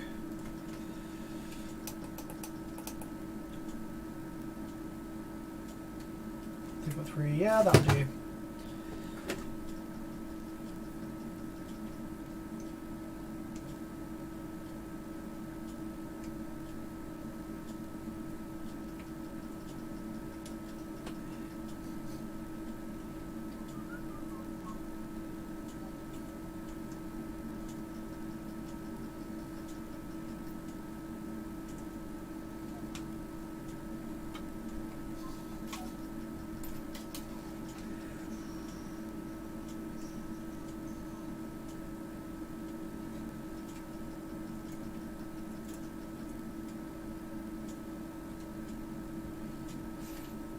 Okay, so I think all of these FETs are in parallel, which means that I can just run 1 per bank over here, just 2 FETs. So let's just confirm that by checking the continuity to all the gates. Yeah, looks like those are all connected, and those are all connected. So yeah, we should be able to power this up with 1 fet per bank, 1 fet per bank in the power supply, 1 fet per bank in the output side on the side that died. Yeah, let's just see what it does. See what it does. See if we've missed anything. I'm not too bothered about if anything dies because we're replacing a bunch of stuff here anyway. So, power supply, 10.9 volts. We're going to swing that down to about 9.5 volts, which is probably about the lowest that this amp wants to turn on with. So, keep an eye on the scope screen. We're going to firstly probe. Let's check that's fitted. Yep. We're going to firstly probe the power supply MOSFET drain just to make sure we've got some pulsing going on there. Yes, we do. Pulsing on 1, 2, 3, and 4. So let's just make sure that that built a little bit of rail voltage. So we go over to the output fets. Let's have a look on the high side. It's building a bit of rail voltage there, as you can see on the scope screen. Make sure that we have the same on each. We shouldn't have anything on the low side yet because of how the Taramps amps work. It's much better that way. Got a little bit of a bump on that side, a little bit of a bump on that side. That's fine. Okay. Okay, let's continue building rail voltage now. I'm actually just going to put my safety specs on. I get very paranoid these days with MOSFETs and caps and stuff exploding in my face. Jason says he sent the message via Facebook Messenger. Fantastic, buddy. I will get back to you as soon as the stream ends. Thank you for getting that over to me. Wow, yeah, there's pretty high rail voltage in this because this is a amplifier that does power at 2 ohms. So let's just check both low sides over here. That looks good. Let's stick a probe on the rail channel 2 so we can monitor it at all times. Okay, there we go. Stick another probe on the low side drain on this side of the board so we can confirm that we have output switching, hopefully when it comes to life. We have 84 volts worth of rail currently built. It's going to probably want to build a lot more before it actually comes to life. Okay, I guess let's just go for it and see what it does.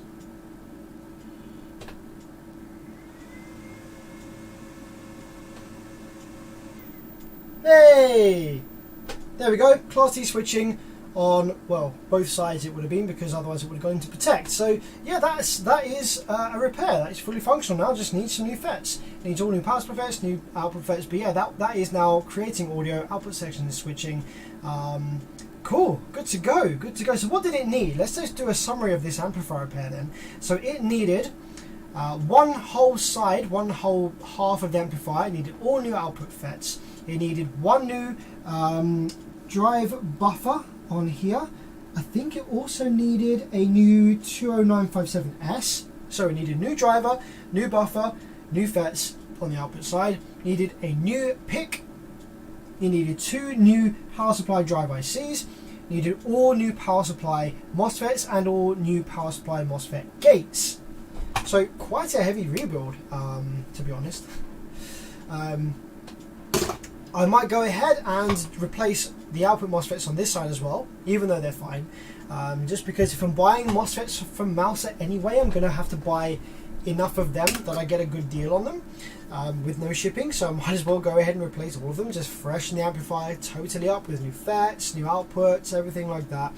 Yeah, it'll be good to go. Now technically on paper, this amplifier probably should be as loud as my HD 10K that I've got in the van. Okay, so the HD 10K that I've got in the van is obviously rated for 10,000 watts at 1 ohm, and it's rated for about 5,000 watts at 2 ohms. The same as this. This Smart 5 is rated for 5,000 watts at 2 ohms. It's also rated 5,000 watts at 1 ohm. However, provided you're always rising above 2 ohms, the Smart 5 and the Taramps HD 10K are both going to behave exactly the same because they're both going to be making about 5k or so at 2 ohms. So in my van with my Z415s, I'm wired to 0.5. Okay, now on paper, wired to 0.5 on the HD 10K will cause it to behave like a 20,000 watt amplifier. Now because obviously it's rated for 10k at 1 ohm, it will try, if you if you ran it into a static resistive 0.5 ohm load, it would try and make 20k and explode trying to do so.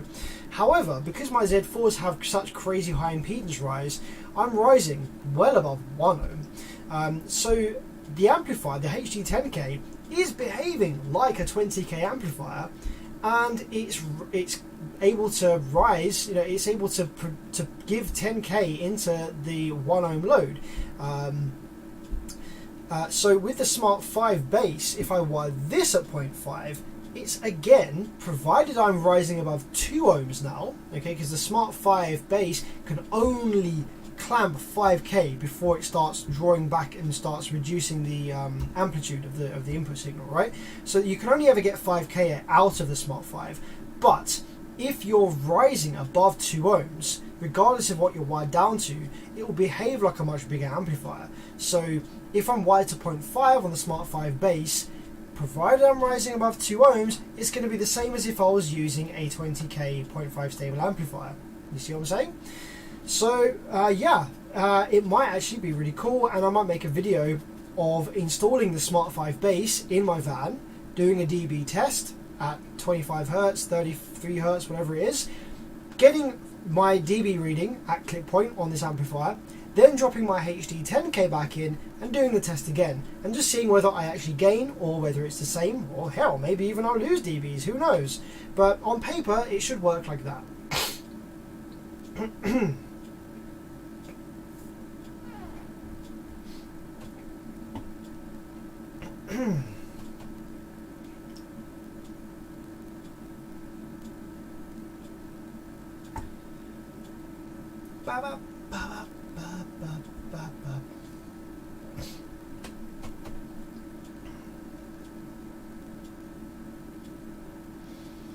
Man, JL audio is expensive, I agree.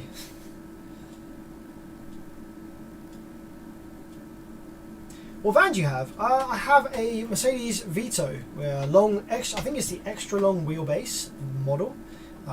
See if I can grab a picture of it real quick, actually. Get a picture up.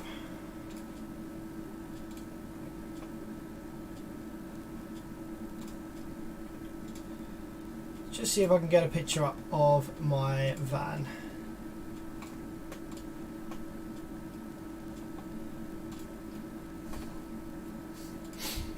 I'm sure most of you have seen it already.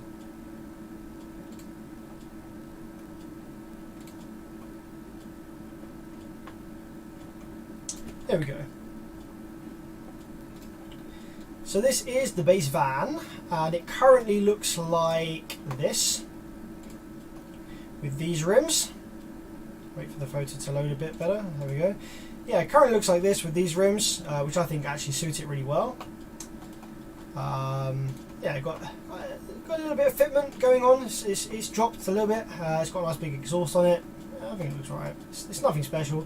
This is the front stage. Got a pair of Digital Designs AW 6.5s, and these are different now. It did have a pair of Digital Designs B3 bullet tweeters, but I've now replaced those for the BT30 soft dome tweeters because I don't like how bullets sound. That's what it came with.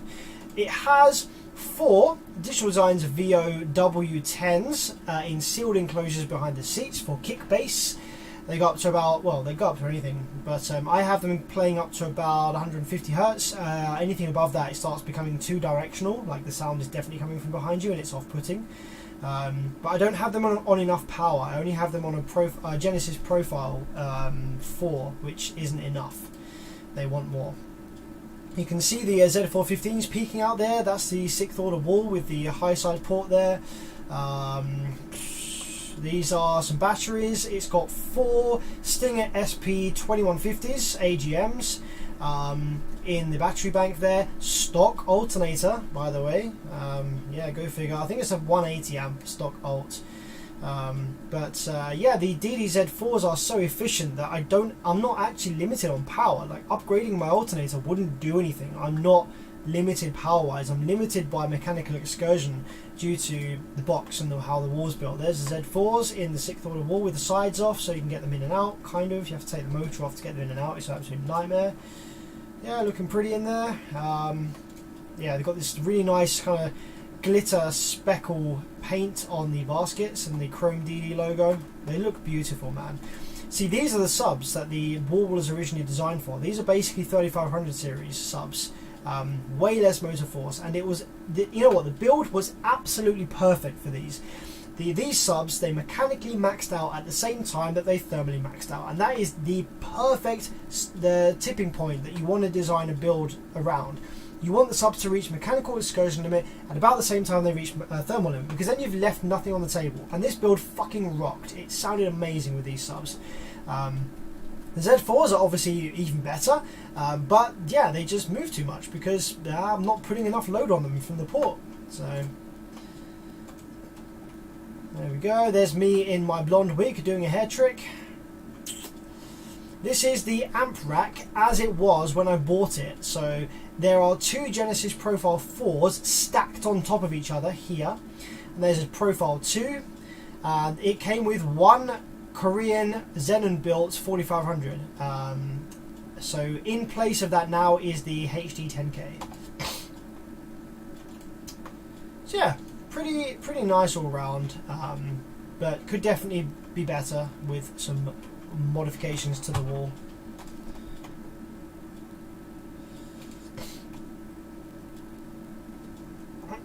Dion, oh man, another 35, holy shit, thank you very much. You could just solder your power supply wires to the circuit board instead of struggling with the small wires in big terminals. Yeah, I could do that. I could definitely do that, but the thermal mass on the power supply traces on the board is very large, so I'd be sitting there for a while with the soldering iron, probably longer than it would take me just to shove the wires in. And secondly, I don't want to get any solder on my wires coming from my power supply, because as soon as they get tinned, they get brittle and then they snap, and I end up keep having to like retrim, and then eventually the length just disappears and I'm left with no wire left. So I don't like soldering my power supply wires, I like keeping them soft and squishy.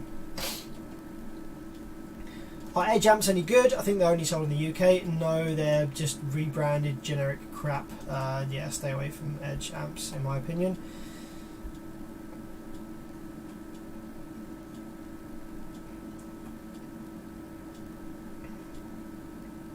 It's Ryan, by the way, who had the quiet-ish Corsa with 215s. I don't know if I remember that one.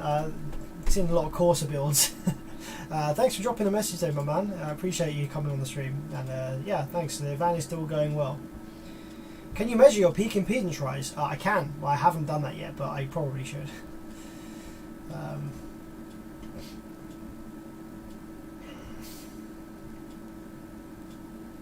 Thanks, man. Skinny fish. Yeah, thanks, man. It definitely slaps. It goes hard. It's enough to rip the metal. I've ripped the metal of the door. I need a new front door because it's ripped the metal.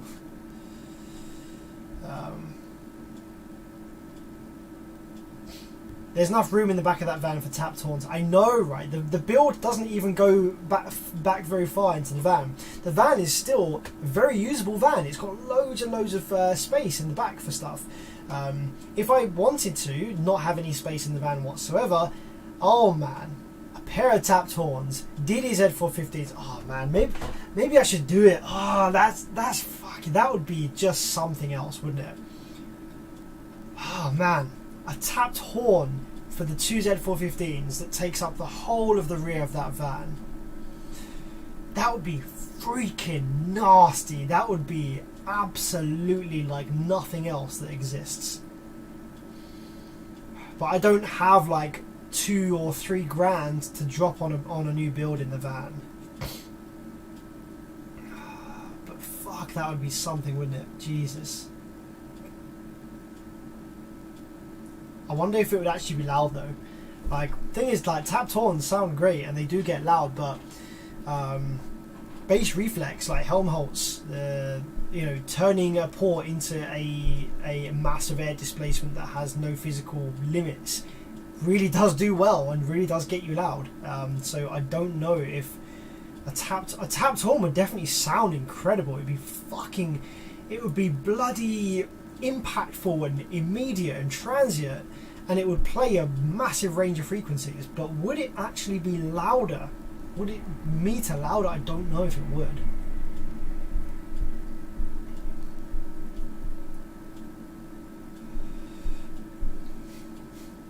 Joseph says, hey, you can borrow my 2x smart 5Ks to see what numbers you get. The amps were gain matched with 120 volts output. Wow. That's very kind of you, my friend. I appreciate that. That's pretty cool of you. I don't know if that would actually benefit. 2 smart 5s, so they'd be wired to 1 ohm each. So each amp would behave like a 10K. Which is kind of the same as what I've got with my HD10K at 0.5, behaving like a 20K. So it wouldn't actually benefit me. The only way that I would gain anything is by running a 15K, a single 15K or something. I actually have a Taramps base 15K on its way to me. So maybe I'll fit that because it looks a lot cleaner as well, the base 15K. So maybe I'll fit that and see if I get any louder with that. But I don't think I would get any louder with that because, like I say, I'm limited mechanically. The only way I could get louder actually is if I play higher frequencies instead. So if at the moment I'm limited on excursion on the lows, like from 23 Hertz to like 35 Hertz. My limit is mechanical excursion. However, if I decide instead to play the fundamental of the high side port tuning frequency instead, and like, I don't know, 65 Hertz or something like that, maybe I could do like high 50s or maybe even touching a 160 at those higher frequencies because the excursion isn't such an issue at those higher frequencies and I would have the power behind it. I don't know, maybe that's something to look into to see whether I can actually get big numbers at higher frequencies. Maybe. Okay, let's just jump back to the workbench for a second. We've been chatting for a little while. I'm going to take the Smart 5 off the bench because that is now officially repaired, awaiting the remainder of the MOSFETs. But yes, it is fully functional, up and running and playing, which is what we love to see.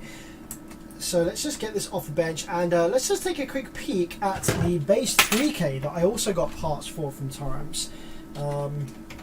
Just put this down to one side, this base 5.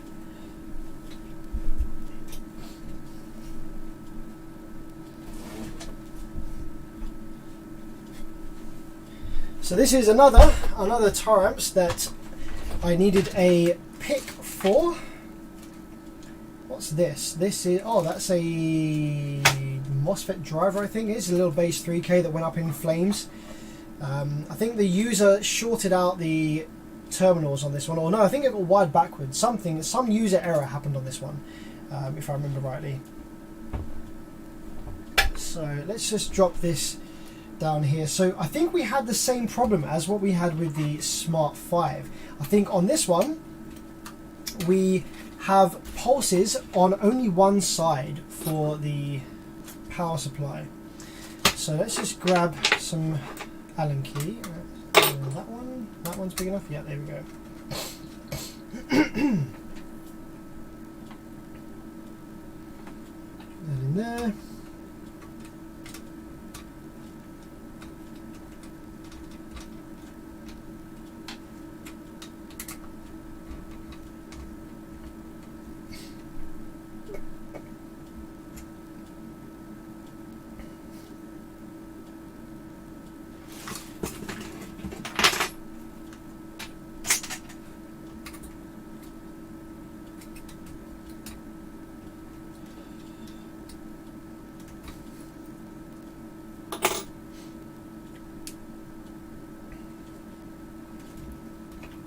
Okay, so yeah, let's just remind ourselves what was the issue on this one. I don't think I actually streamed this one last time, but so yeah, little base 3K. So the power supply driver on this one, this is going to be a pain in the arse. I'll tell you why.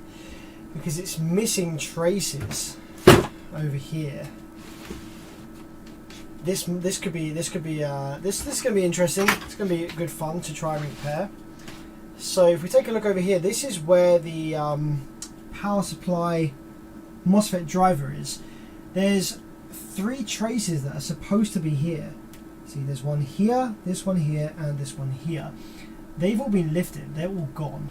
So we're going to have to run some little wires to the driver there.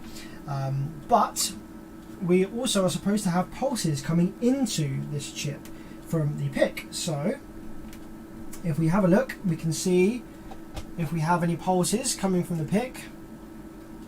So we have 4.4 volts on that pad. We have nothing on that pad. We have pulses on that pad. See the little pulses there? We have nothing on the last pad. So yeah, this one needs a new PIC as well. So let's go ahead and just quickly swap out the PIC on this one so that it's done and dusted and out of the way.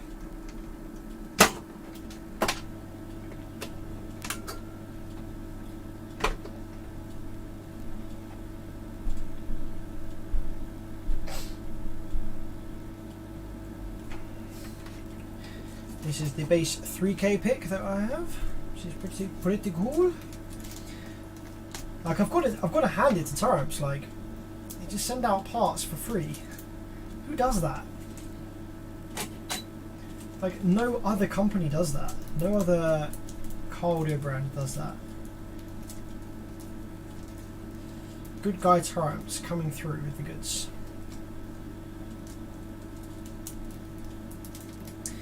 Eberg says, have you used the 8244CB in place of the BB on the Brazilian boards?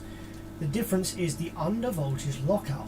I have not had to do that. I have been quite fortunate that I have never run out of the BB model, so I've never had to like try an alternative. I know that they are horrendously out of stock everywhere because people keep asking me where to get them.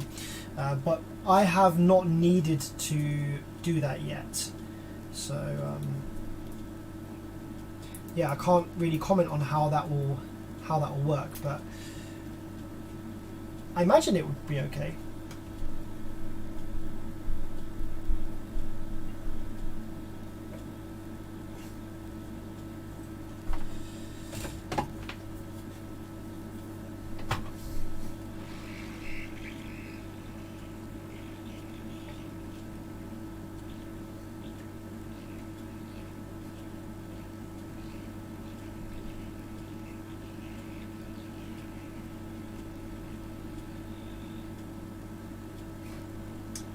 Okay, that's the 3K out.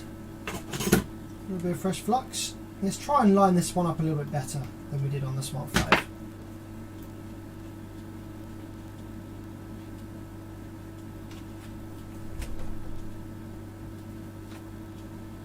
Always don't want to get my great big egg head in the way of the camera. So like if I lean over it too much, you can see my egg start to appear on the screen there.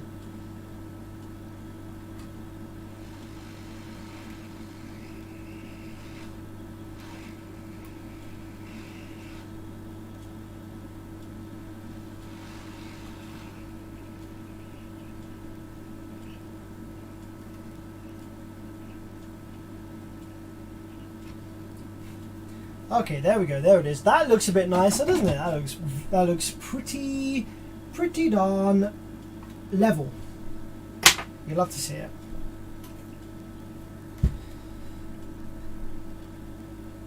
El Fuego, yo! Good to see you on the stream. I always like seeing names that I recognise on the stream. It's like I'm hanging out with a group of mates, isn't it? Ah, run out of isopropyl. No. There we go.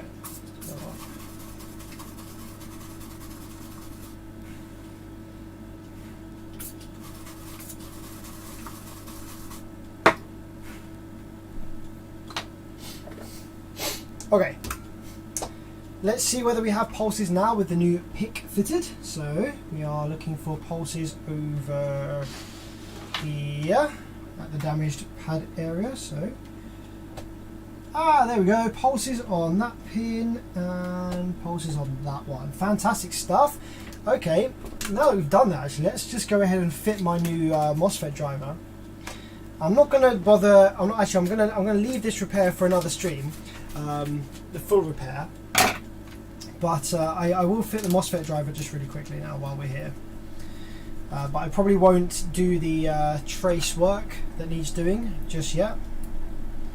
I'll probably save that for another stream because it's getting late here in the UK.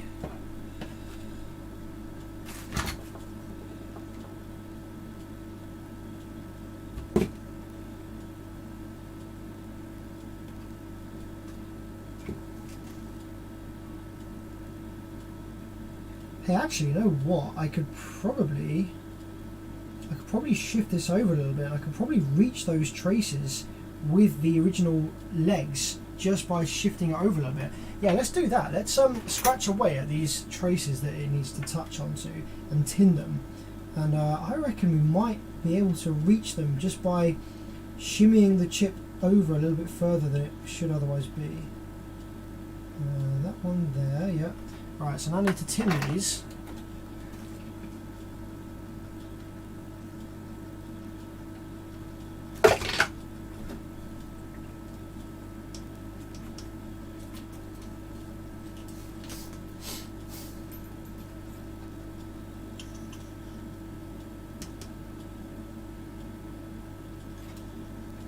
Someone said, does anyone know Perry Babbitt in real life? And that'd be pretty cool if you do. Perry seems like a cool guy. So knowledgeable. You know, I'd love to sit down and have dinner with Perry and like pick at his brain a bit.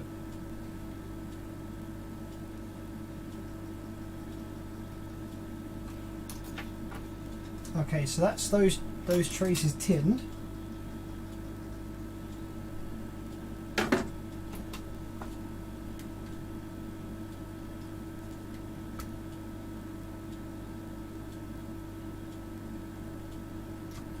So let's see whether we can actually get a solder to them from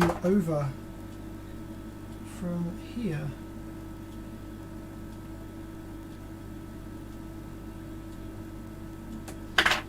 I think only 6 out of 8 legs of this chip are actually in use. Pins 1 and 8 are not connected.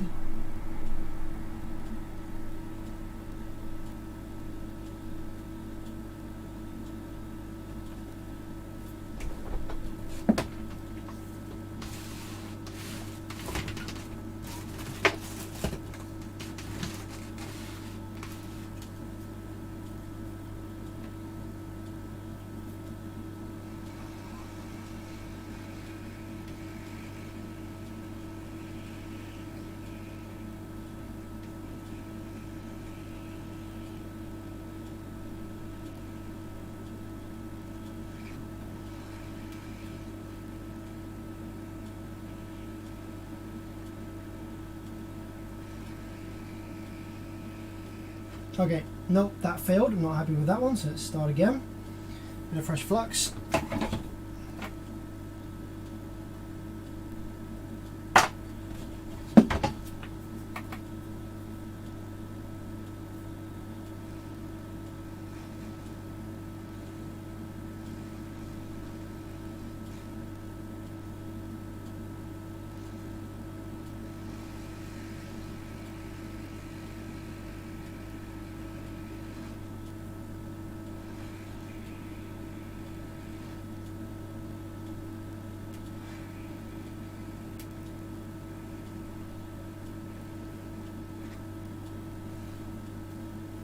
Okay, that looks a bit better. Okay, maybe let's cool down a bit. So I don't think I was quite able to reach this leg here. There's a bit of a gap between this pad and this one here. But I think this one's connected. This one's connected. This one is just a touch off. Now I might try a trick that I've done in the past with the hot air gun and some very, very thin solder wire. Where I can heat up this area and touch some solder wire onto the area, and it will make like a tiny little blob bridge.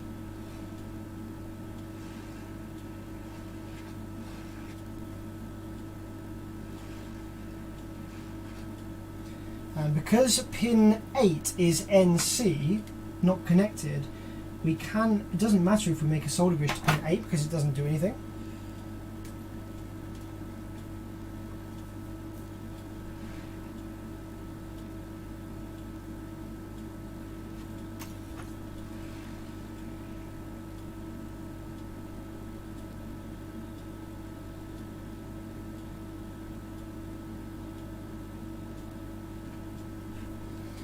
Okay, there it is. I think that might have actually worked.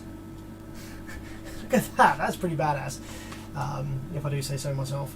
I don't think I can zoom in any more than that because the camera just blurs out. But if I get some flux on that.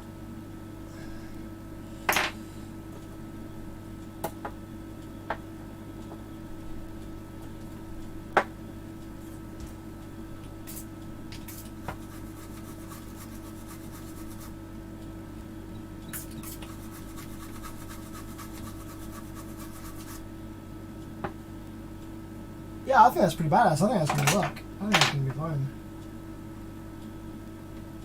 That's connected, that's connected, that's connected.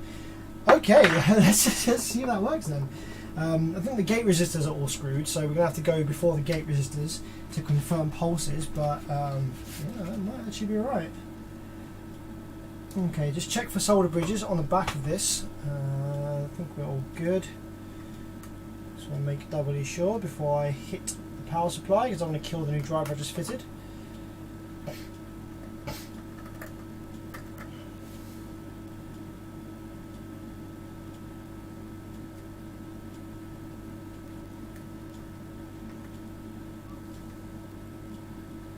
Yeah, I would usually use my microscope for that, but yeah, I was able to see it okay, just fine without. But it is pretty small parts.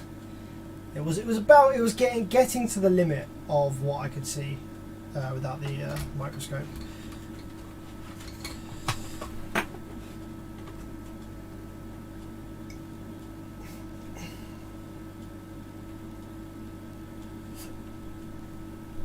Zed says low temp on the iron works well for building bridges. That's actually a good tip. Yeah, I hadn't considered that. Okay. Start with the power supply down nice and low. Gradually build a bit of voltage here. Yeah. Okay, no excessive idle current. So let's just check the gates of here. 4R7. Should have some pulses. Okay, got some pulses on the gate pad.